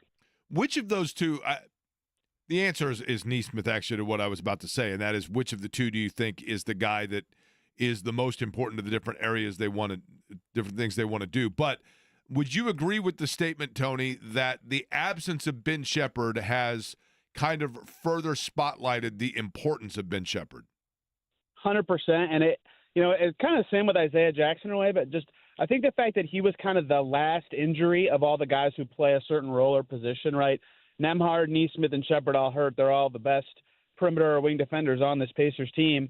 The fact that Shepherd was the last one to go was like right before their defense got even worse, right? It was already not playing well, but they just ran out of dudes at some point, and he always is in the right spots. He gives good effort. He guards. He fights through screens in ways other guys can on the team. Like, he was kind of the last one available of that group, and so it highlighted their need for players who can do that thing, first of all, but also highlighted how good he can be, that he filled in okay when they were missing Nesmith and Nembhard and played a role and fit in. But obviously they would like to have Nesmith more. He's been very important to them, but absolutely, right? And I kind of thought that would be a theory of this season for the Pacers when Shepherd was, kind of out of the rotation or only playing in the first half of games or one of the halves of games early in the year. I thought eventually they'll get to a spot where they need him to play, and they got to that pretty quick. Tony, we talked with you last time we chatted about and I can't remember which team it was. I think it was Denver. You didn't like their floor for these in-season tournament games. Did you see New York's floor last night, and did you find it in any way visually distracting from following the game? I did not have any trouble with following the game, but I do hate all the red and orange ones. Basically, all the warm-colored ones I don't like. And they just look goofy to me. I mean, they all look goofy to me, right? But those ones in particular look extra goofy to me. Do you struggle to see the action because of it, or you just think it looks odd? Just looks odd. I mean, I watched a game last week where the Cavs and Nuggets were both wearing blue. Like, why are we doing this? We had it great in the NBA, guys. One team wears white, one team wears their color, and we play. Go. I don't know. I'm with you on that part. I don't mind the courts. Jake doesn't like the courts for a number of different reasons, primarily because it hurts watching it visually in his mind. In all honesty, because it appears to be – this is kind of like – do you remember, Tony – it's been 7 years ago something. Do you remember there was like a social media phenomenon of the dress, and it was like, is this a green dress or a blue dress? It was blue and black or white and gold, right? Those were the two combos. I think that's right, yeah. And so it seems to me, and maybe this is a variation of, I've always wondered this, by the way, on a side note. Tony, see if you can follow me here. Have you ever wondered how do we know that my blue is not your orange and my green is not your brown? No, I thought this before too. I know exactly what you're saying. I thought this before too. You know what I mean? We would never have a way to know that. Right. So, with that said, maybe it's possible that some people's eyes have different like interpretation of color, and that because for me, when those games are on, players get lost in the floor to me. Like I look at it and I'm like, where is so and so? And I'm like, oh, okay. Like there's a guy up there, but I can't really make out the jersey because it's lost in the color of the floor. And other people seem to agree with me, but others then, like Jimmy and Eddie, say that that's not an issue for them at all. I think that only happens sometimes when it's like, I guess the Knicks court would apply, where a part of their jersey does match the court, the numbers in this case. You can lose that or it blends in more. But like with the Pacers last year, not this year, because this year was closer to their shade of blue. When it was that light blue, like nothing else was that color really on their jerseys or on their branding. So it was a lot easier for stuff to stand out still. I still think this, and I have no reason to back this up, but my take's always been that the cold color ones, green, purple, blue, like are much easier to follow than the warm color ones. I have no idea why I think that way, but that's just how it is. I don't get it. Like just use normal court colors and put a big in-season tournament logo on there like they do anyway. Boom, we got a winner. Paint the trophy like they have it. It would look great. Tony, once Nembhard and Nesmith and Shepard are back in the mix and Nembhard is off of minute restriction, and once you're back to that kind of full throttle, you think Tyrese Halliburton at that point gets rest and then they finally say, you know what, his back's bothering him, but now that we couldn't get him out because of attrition and now we're going to rest him? If they truly think that his back's bothering him to the point that it's costing them wins, maybe, and he is certainly not playing, to the level that everyone's come to expect of him this season, and that has been if that has been a factor in their decision making, like I totally get it. They've had to play Miles Turner a ton of minutes every game. That part of their Moses Brown decision making is like Miles playing a lot, and all sorts of stuff has come with this attrition stuff, where they're just like figuring out who their 8th and 9th guy are going to be every night. When they don't have to do that, I guess they could think that way, but the problem is like pretend that they do that. Like Halliburton's played better, I would say, since that homestand they had where they went 3-1. If doing that and having him rest costs them one win, like that is killer in the season that they're having, right? Like they need every little thing they can get to go right. And so obviously you're wondering if the trade-off is, well, yeah, you lose one win now, but you get 2 or 3 or 4 in the future because he's resting and getting better. I think the Pacers would say, well, that's what this week and next week are for, right? They had 4 days off right now between Sunday's game and Friday, and then they play Sunday against New Orleans, and they have another gap before their road trip starts the coming Thursday. So I think how he comes out of those, let's say, 12 days where they only play twice will kind of answer that question. Like if he still looks sometimes like he's hurt or isn't playing very well, then maybe once they get healthy they can do that. If he looks better, then I don't think they should consider it because they need to give it their all literally every night right now. Tony East of Forbes and Locked On Pacers is our guest. He joins us on the Express Pro Tire and Auto guest line. Tony, to that end, where they currently sit in the standings is what would be the play-in tournament. They're a 9 seed if things ended today. They'd be facing off against the Bulls and having to work their way through that. I have been against Jake's proposal of sitting Tyrese Halliburton for the reasons you outlined. They don't have the luxury of being able to do that right now. Maybe when you get Nembhard and Nesmith back at full strength, if that's a thing the Pacers would seriously consider, then you would do it.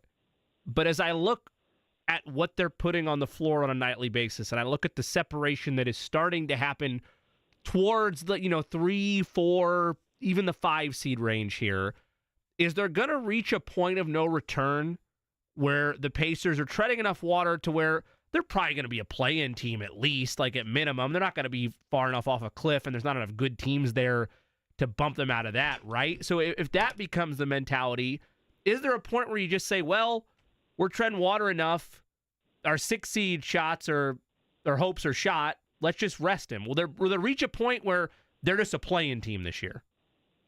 Yeah, that's a possible line of thinking to me, totally. I mean, beyond their own record, I would say the team the Pacers are most interested in the rest of the league is whoever's in 6th in the East, right? Because if that is still attainable to them, which right now I think they're 2.5, 3.5 back of it. I can't remember. I believe it's Miami, right, as we speak. If they can, and maybe the Heat are blowing it up. Who knows? There's been a lot of reporting on Jimmy Butler recently. But anyway, if they feel like they can get to 6 or they play well enough for the next month that they can get to 6. That has to be a part of their decision-making because no matter where you're in the plan, if you're 7 through 10, the best seed you can get is 7, right? So you're playing Cleveland or Boston, right? Have fun. Good luck. Those teams look awesome this year. Maybe they feel like they could beat Cleveland. I don't know. They haven't played them yet this year, but that's not a spot you want to be. Even if you make the playoffs through the plan, like, whoopee, like that's still a tough spot to be. You're playing a great team. So if they feel like they can get to 6 or they'd be playing teams they've been more competitive with, Milwaukee, New York, Orlando, whoever, like that, then no, like they should be chasing that as much as they can. Last year, the 6 seed paid off great for them, of course. But if they feel like there's no way they can get to 6, given how strong that top of the East looks, yeah, I think that'd be smart to think about the long-term outlook of this, even if they're going to still probably end up, as one of the bottom 2 playoff seeds in that instance, just because even if Philly starts to be good, which is kind of happening, eventually Brooklyn and Chicago and maybe even Detroit, who knows, are going to slow things down, right? Like they want a better pick than they want the record. So it's almost impossible to me. The Pacers aren't 8th or 9th at worst, but they aren't playing very well. So if they can't reach 6, who knows how they prioritize that chase. Tony, their struggles are clearly outlined by a number of different factors, including the injuries, including the lack of front court depth, and especially what's happened when you lose 2 starters from a year ago in Nembhard and Nesmith, even though they're both supposed to come back at some point. Nembhard obviously already in the rotation again. We had Bobby Marks on yesterday, and we were taking him through as the front office insider over there with ESPN, cap scenarios, what the Pacers can do to get better, areas where they maybe have some flexibility, and they got to get creative to do it. I consider you Indy's cap expert because you work the numbers better than anybody I know. As you look up and down this Pacers roster, and I asked this to Bobby, I want your answer on it as well. If I freeze Halliburton, Siakam, and Mathurin, and I say they are non-negotiable, we are not moving on from them, what is attractive and what is financially viable for the Pacers to make a upgrade, a move that would help deficiencies they have without undercutting their goals for the season? What is attractive about this roster and financially viable for them to do that? I'm surprised at that trio. I mean, obviously, Halliburton, you'd think of as untouchable, and Siakam too. I'm surprised you threw Mathurin in there, right? But that's their reality is, like, what would they do to get better? Because another tricky thing they'll have to think about if they're going to do trades to upgrade or even downgrade this year is they are so close to the tax, like very, very close. It's so scary. And like you could say, hey, pay it, go pay it. They should pay it every year and put the best product on the floor. Like that's great. But pretend there's a hypothetical world where they are in the future at some point willing to pay the tax for the right team, right? Well, the repeater tax is a thing in the NBA. So paying the tax at the right time does matter. Like fans should want it to be strategic in some ways, even though in theory a team paying the tax every year is the best, right? So I say that to say it's really hard to come up with in my head a trade for them, and it does exist. It's just very delicate, where they get better and trade away the right things but don't take on a lot of money, right? Because the things that have to be in that trade, like a Mathurin or a Jarris Walker, or maybe they're willing to include picks, but they can't trade their 25 or 27 first, so they're limited on what picks they can trade and probably should be careful about doing that. It's hard to get a right amount of salary going out to actually bring in something significant with what you can send out, right? You'd have to stack a lot of contracts to do that, whether that's a Toppin or a Turner or a Walker or a Mathurin or whoever. And so they have a lot of stuff that I think, in theory, could make sense to be in a package for an upgrade. A lot of the guys I just said, chief among that list, it's just hard to come up with what that looks like without kind of gutting what your team is now, right? It's the financial situation they're in, and the running it back strategy to have this salary structure made a lot of sense to me when they did it, but it all falls apart when you don't play well, and the reasons that you thought this group would work aren't clicking at all. So I do think that they have, between Walker and Mathurin, and they have lots of young guys, like only 2 over 30-year-olds in their rotation. Like, they have lots of stuff that would be attractive to the teams. Like, I don't think there's a player in their rotation that another team would say, we literally don't want that, or like that is a negative value contract to us. But putting it all together in a way that is an attractive package to another team, that's a lot harder to do. Tony, give me a place in the world that you've never vacationed but have always aspired to do so. Wow, that's a good question. My boring answer is L.A. My actual real answer is Seattle. I want to go to Seattle. Outside the United States, I mean. Oh. Did you say that and I missed it? I have. He said anywhere in the world. You just went nationalist Seattle, on him. by It's the way, fine. That's no Seattle big is deal. fabulous. If you can I go to Seattle. I want a reasonably priced flight place. No, I'm just kidding. Anywhere in the whole world. Yeah, probably somewhere I could ski. So like the Alps area would be my choice. So you're gonna go right after the holidays, and you're gonna go skiing in the Swiss Alps, and you absolutely love it, and you can't get enough of it. And they say we love you, and so we're giving you a 2-month pass. So you decide to heck with it, and you just stay out there. Okay.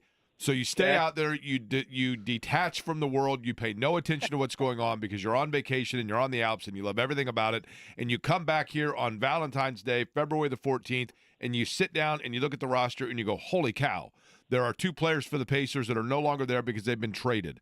The 2 players that are most likely to be in that scenario would be who?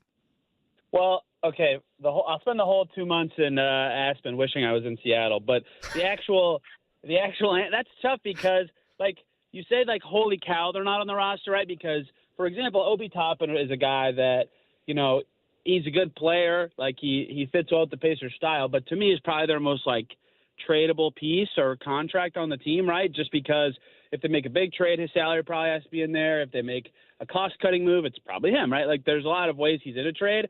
So in theory, I would like think if they do a move that is of any sort of significance, Toppin is possibly or more than likely in it at some point in the next couple of years. But that's not like holy cow to me, right? Well, but I'm saying, okay, happened, I would totally excuse the holy cow part. Bottom line is this. Okay. The 2 players that most likely in that scenario you see being moved are who? Yeah, Toppin and then one of the young guys, Walker or Matherin, just to either do an upgrade or to get at their assets in a way that they like it, right? And get their team all sorted out because that's what it would take to either do an upgrade or to get a bunch of picks that they could trade later. What is missing that is causing Walker to not hit his ceiling? Yeah, it's been really interesting, right? Like, I was talking to someone else about this, so I'm curious what you guys think about this. Like with every other player on the team, I kind of understand what is going on in a game that leads to them having a good night or a bad night, right? Like Toppin and McConnell, if the bench is stuck in a game where they're playing a slow pace, those guys aren't going to look as good, right? And if Tyrese Halliburton's seeing a bunch of pressure from good defenders, he's got to give it up more often, like his stats aren't going to look as good. And, if the Pacers can't get it into Siakam because of the way they're being defended, like he's not going to score as many points. Like I get for most players what the makeup of a game is going to do to allow them to either have a good or bad night. And I can explain that, and it feels fine to me.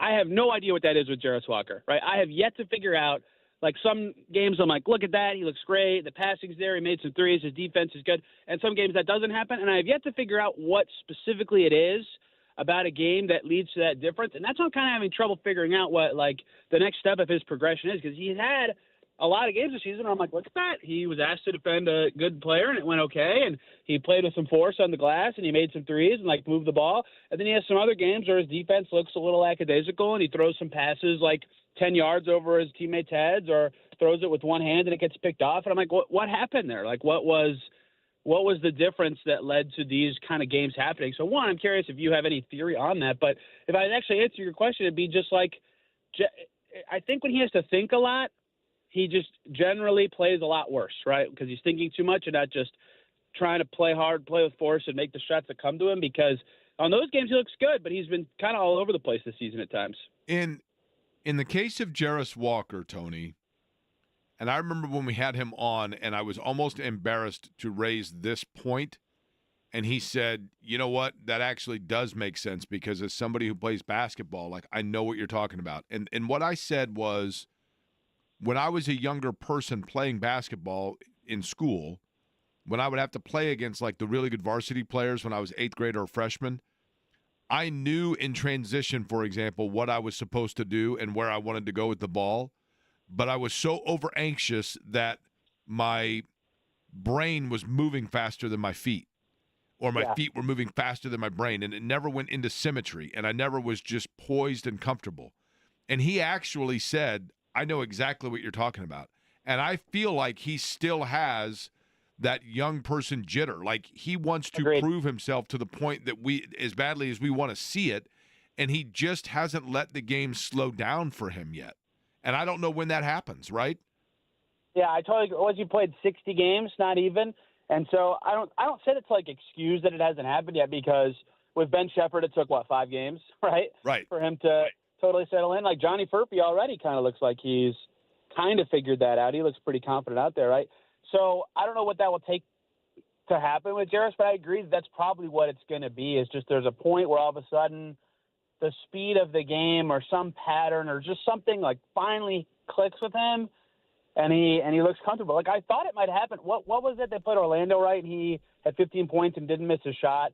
Like I wondered if that'd be a game where he walks out of it feeling really confident and knowing that he can get his shots, and he defended well that night and walks out of it going, okay, I can do this. Like I'm in the NBA, I'm good, I can help.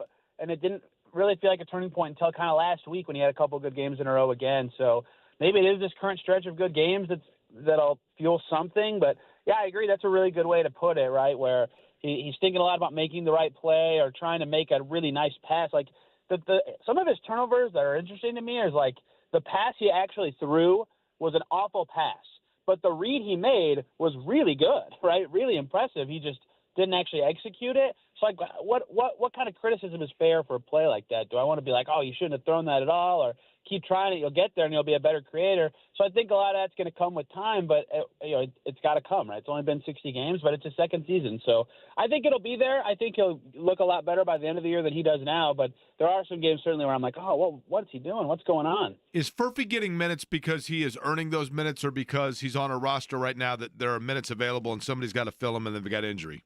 Oh, he is earning them, I think, right? I mean, he's making threes, which obviously, look, making shots you're going to play, but he's actually guarding. Like, they're putting him on tough matchups, and on the one hand, I'm like, man, this says a lot about the Pacers that they're like, yeah, we'll put in Johnny Furphy to guard Brandon Miller, but also I can't fault them for the choice. Like, Rick Carlisle joked about it today. He said he looks like a middle schooler, but he plays physically. Like, he does not play like his stature suggests he plays. Honestly, him and Jarris are kind of opposites in that way in terms of how much physicality they played with, given how they look. But, yeah, he battles. He's really got a nose for the ball in the glass.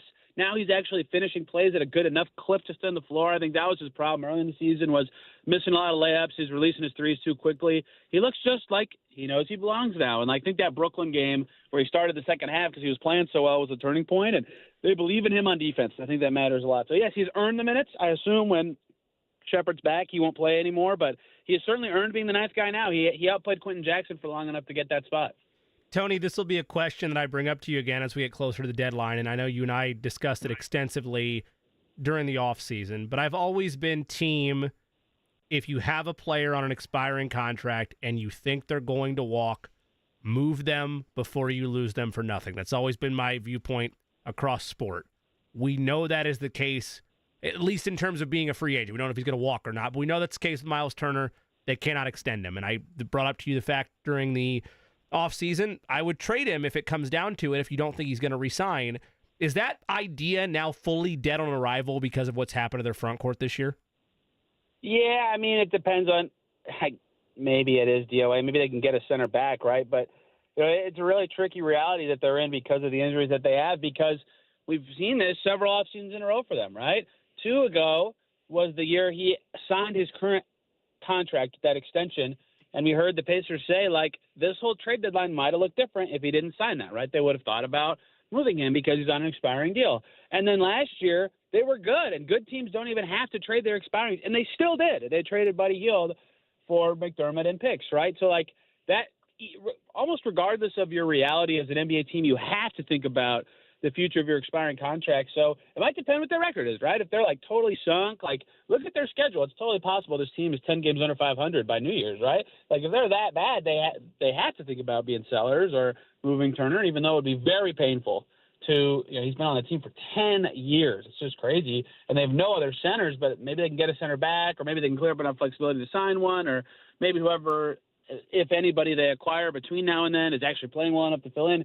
Who knows? There's a lot of ways things could change, but I think regardless of their record at all, they would have to think about it. But I do think that if they're really rough, like they're 500 now and it's about to get harder, they really have to think about it. It's just what NBA teams do. It's what smart teams do. So even if their reality says, hey, you might be trotting out a center rotation for a couple weeks of like Obi Toppin and some dude you traded for on January 10th and Enrique Freeman, like, okay, is the alternative that you lose Miles Turner for nothing after going, 36 and 46? Like, they have to think about that, even though I still think if they don't trade Turner, the overwhelming favorite would be that they re-sign him just because they have his bird rights, and very few other teams would have the means to give him an appropriate contract. So, Tony, you have not been to Los Angeles or Seattle, correct?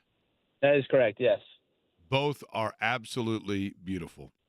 Now, Yeah. you want to go to Seattle between probably your best shot there is between April and September. Eddie Garrison will gladly stow away in your trunk when you go there. Yeah, we went in April and we loved it. It's beautiful. It's Yes. absolutely Did beautiful. you get Fantastic. wet, Eddie? The last day we were there for 5 days, and it was the last day it rained. Yeah, it's. Okay.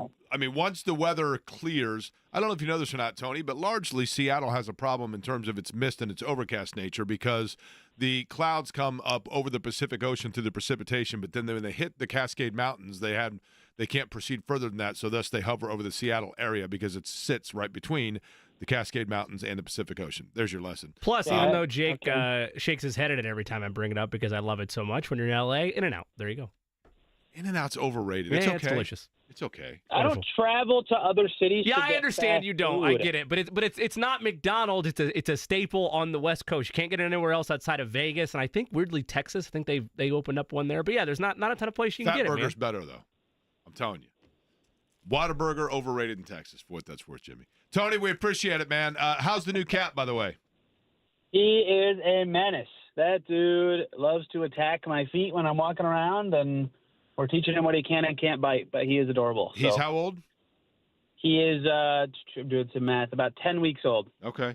If you want a second one, there is a somewhat feral but now warming up to people cat that I take care of that I'm not going to say where, but we worry about him in the wintertime. So if you want to take one in for the winter and foster, let me know. How's that? All right. Good deal. All right. Tony East joining us, Express Pro Tire and Auto Guest Line. Appreciate the time, as always. Pacers in Philly coming up on Friday night. Jimmy, you've got plays of the day, correct? Yes. All right, we will do that in just about 20 minutes from now.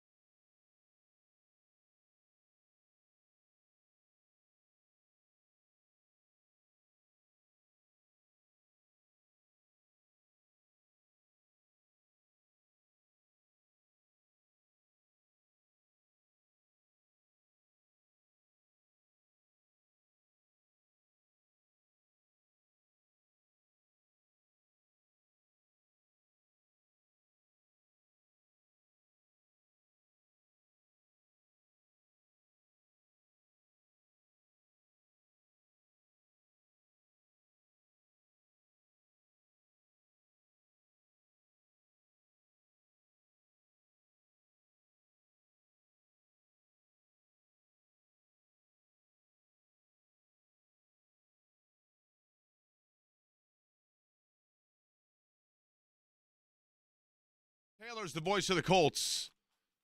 You know, I'm curious what Matt did last weekend on Sunday. Sat around and was like, where is everybody? It's got to be odd. Matt Taylor joins us on the Express Pro Tire and Auto Guest Line. Matt, was it odd to have a Sunday off? In the booth at Lucas by himself? That's right. Like he was just sitting up there like, where'd everybody go? That's right.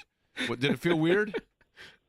It did feel weird. Honestly, it felt like a really long day, but in a good way. I was able to, spend some time with my kids and, do some things. Honestly, we had basically, Wednesday afternoon through the end of the weekend off. And this is going to sound pretty lame, but I actually spent most of that or a lot of that decluttering my house. Because when you do this for 7 days a week for 7 months, there's a lot of things that literally and figuratively get swept under the rug. So a lot of house neglect happened. So I cleaned the house and decluttered the house, and it was a really satisfying feeling. I was going to say that is like the most cleansing feeling ever, pardon the pun. But it is. Matt, it is. I saw yesterday a comment on social media, and I want you to fill in the blank so that I can then figure out whether or not it was an accurate statement, okay? And it said, this game against Denver, certainly to fans and media, seems like a playoff game for the Colts. The attitude amongst the Colts players says, and then it either said A, that it felt that way as well by looking at the players, or B, you wouldn't know that by looking at the players because it didn't feel any different than other weeks. Which way do you think the observation went? Well, based on my observation of the guys in the locker room yesterday it's definitely intense. It's definitely has the feel of a playoff game. I love what DeForest Buckner said today. He said that a lot of people think that the Colts are trying to, scratch and claw their way into playoff mode. He said they're already there because that's what this game is. I mean, this is a really weird game in the sense that, there's so much playoff magnitude surrounding it, because you look at the math. I mean, obviously, you've whatever it is, you got like a 65% chance of making the playoffs if you win this game. And then if you lose it, it's like down to 9 or 8 or whatever it is. Bottom line is it's a huge swing game. And this comes with 3 games to play. And there's only, if you look at the math in the AFC, there's only like 10 teams that are, still viable to make the playoffs. And that includes, Miami, who's kind of hanging on a thread. The Bengals are hanging on by a thread. So it really comes down to this matchup on Sunday between the Colts and the Broncos, and it's going to be really – I don't even want to think about it. If the Colts lose this game, what do you say? What is the narrative for the final 3 games of the season? How do the guys, get themselves ready to go to finish out the season with 3 games to play that mathematically, tell you that, don't – give you a whole lot of chance to make the postseason. You still got to play them out, and you still have to answer the bell and be a pro about it. But it's really interesting that this game holds so much weight, but it's not a Week 18 game, right? It's not a regular season finale like last year's game. It was a win-and-you're-in game between the Colts and the Texans. This game has that same feeling, but it's Week 15, not Week 18. So it's really, really fascinating in that regard. And this game, whatever you want to say, must win for all the marbles. Even if the Colts win this game, doesn't mean that they're going to make the playoffs. It just means that hold the tiebreaker over Denver, and you still got to finish 1 game better than the Broncos in the final 3. So it's really, really interesting in that regard. Voice of the Colts, Matt Taylor is our guest, brought to you by Showing Materials, the concrete and aggregate experts on the Express Pro Tire and Auto Guest Line. Matt, you bring up the win and you're in scenarios in these 4 games, basically being kind of like that, though you need Denver to stub their toe one more time. I know there isn't full-scale playoff experience across this roster, but there's as close as you could get to it with how close the veterans on this team have been the last couple of years. You mentioned the Texans game last year, the Jaguars winning in game a couple of years ago. How much of that type of scar tissue, remembrance, knowing the degrees of separation between the playoffs and not, can help a team in a game like this and really in a run like this where they're going to have to do it 4 times? Yeah, I think it's a really good point you bring up, and I think guys should be really motivated because of that scar tissue. I think that's the perfect phrase for it because, Week 18 last year sucked, and week 17 or 18, whatever it was in 2021, when all you had to do was beat the Jaguars, that sucked too. And a lot of these guys have been there for it. You know, the DeForest Buckners of the world and the Quentin Nelsons and the Ryan Kellys and the Zaire Franklins. They've been there for all of that. And they want to reverse the course. And I love what Michael Pittman Jr. said in the locker room the other day. You know, Colts haven't made the playoffs since 20. That was his rookie season. And he thought, all right, you know, based on how we got here and, you know, not that it was easy, but it was one of those things where, you know, you make the playoffs as a first-year player, as a rookie, you think, all right, you know, this the franchise is on solid foundational footing. You know, this is going to be an annual occurrence, and you know, he's 5 years in now. That's his only playoff appearance to this point. So I think guys like that aren't going to take it for granted. So it's a huge game, and what I found interesting is that, you know, the quarterbacks in this game are obviously really, really young in the whole grand scheme of things, but Bo Nix is actually older than Anthony Richardson, despite Richardson being in year 2, and Bo Nix is a rookie. And Anthony's played in some big games as of late in the sense that he's had to go on the road and produce some game-winning drives and, you know, get some wins for the Colts in walk-off fashion, if you will. But Bo Nix has played in big games, too, in college. I mean, he played in 61 games between Auburn and Oregon. So he's played in a couple of Iron Bowls. He started in the Pac-12 championship game. He's played in some other bowl games. Like, he's not going to be rattled by this. But in saying that, the Colts have lived in the neighborhood of playing one-score games. That's all they've done. 11 of their 13 games have been close games, one-score affairs, down to the wire.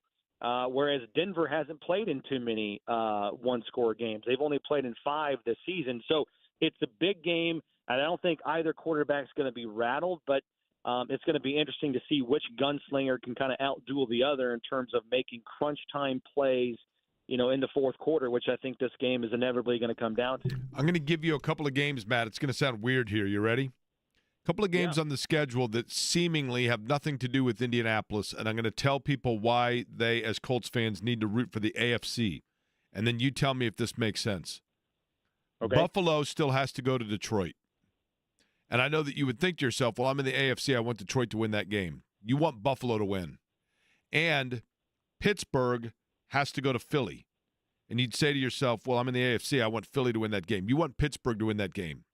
And the reason why is because you want Kansas City in the last week of the season to have to win to secure the number 1 overall seed. Because if they've clinched that number 1 seed and they end the year against Denver, you want Kansas City going full bore against the Broncos, right? Just in case the Colts are in that situation with Denver, correct?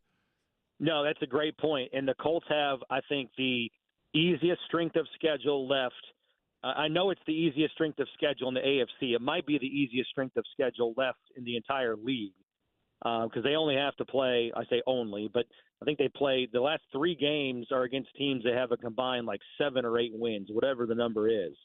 Whereas Denver's schedule, they got to go on the road to the Bengals, who are still, as of right now, still mathematically alive. They've still got a chance. And so that's a road game. That's going to be tough. You got to go to the Chargers. That's going to be tough just because it's a division game late in the season, and the Chargers are going to be playing for seeding, I think. And then, like you said, as long as Kansas City has something to play for, that's going to be a difficult way for the Broncos to end the season. So you just got to finish one game better than Denver with their relatively more difficult schedule than yours if you're the Colts. So that's why this game on Sunday is so important. And if you lose this game on Sunday, then I don't even want to think about all the things that would have to happen in terms of the outside external forces to get the Colts in the playoffs. But yeah, you're right. You want as many teams to be, in the way of Kansas City to be playing for seeding late in the season. So that game to end the season and the regular season finale between the Broncos and the Chiefs matters a great deal to Kansas City to make it tougher on the Broncos to win that one. Or maybe the Chiefs lock up the 1 seed and Indy's relying on their favorite son, Carson Wentz, baby, to go beat Denver for you. How about it? Would that be some stakes? Let's go. Man. Chris, I always like that guy. My head already exploded, but right now I'm just slipping on all the drainage that's popping out of it. Man. Carson Wentz, baby. All right, Matt. Listen, Denver's a great city. I know that you guys don't have time to explore around with it, but enjoy. It can be tough calling games in an altitude. I know that sounds crazy too, but it's going to be a great atmosphere. Weather looks like it's going to be good, and certainly hope that you guys travel safely and are able to call a Colts win, but we shall see. That's why they play the games, but it'll be fun. We'll be listening. Matt Taylor, Rick Vincere, Lara, and the gang, Colts Radio Network, as the Colts and Broncos getting set in the Mile High City on Sunday. Appreciate it, Matt. All right, guys. Thank you. Appreciate you. Presented by Shelby Materials. Matt Taylor on the Express Pro Tire and Auto Guest Line. Jimmy's plays of the day are next.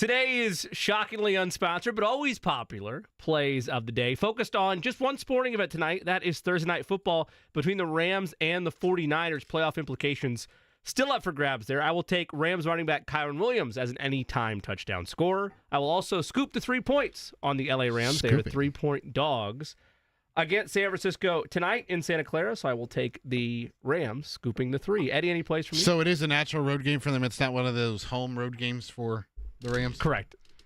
I like the over in this one, 48.5. You saw what Buffalo just did against the Rams. The San Francisco defense hasn't been as great as it has normally been, and I think we're in for a big game tonight with both these offenses. So I'll take the over.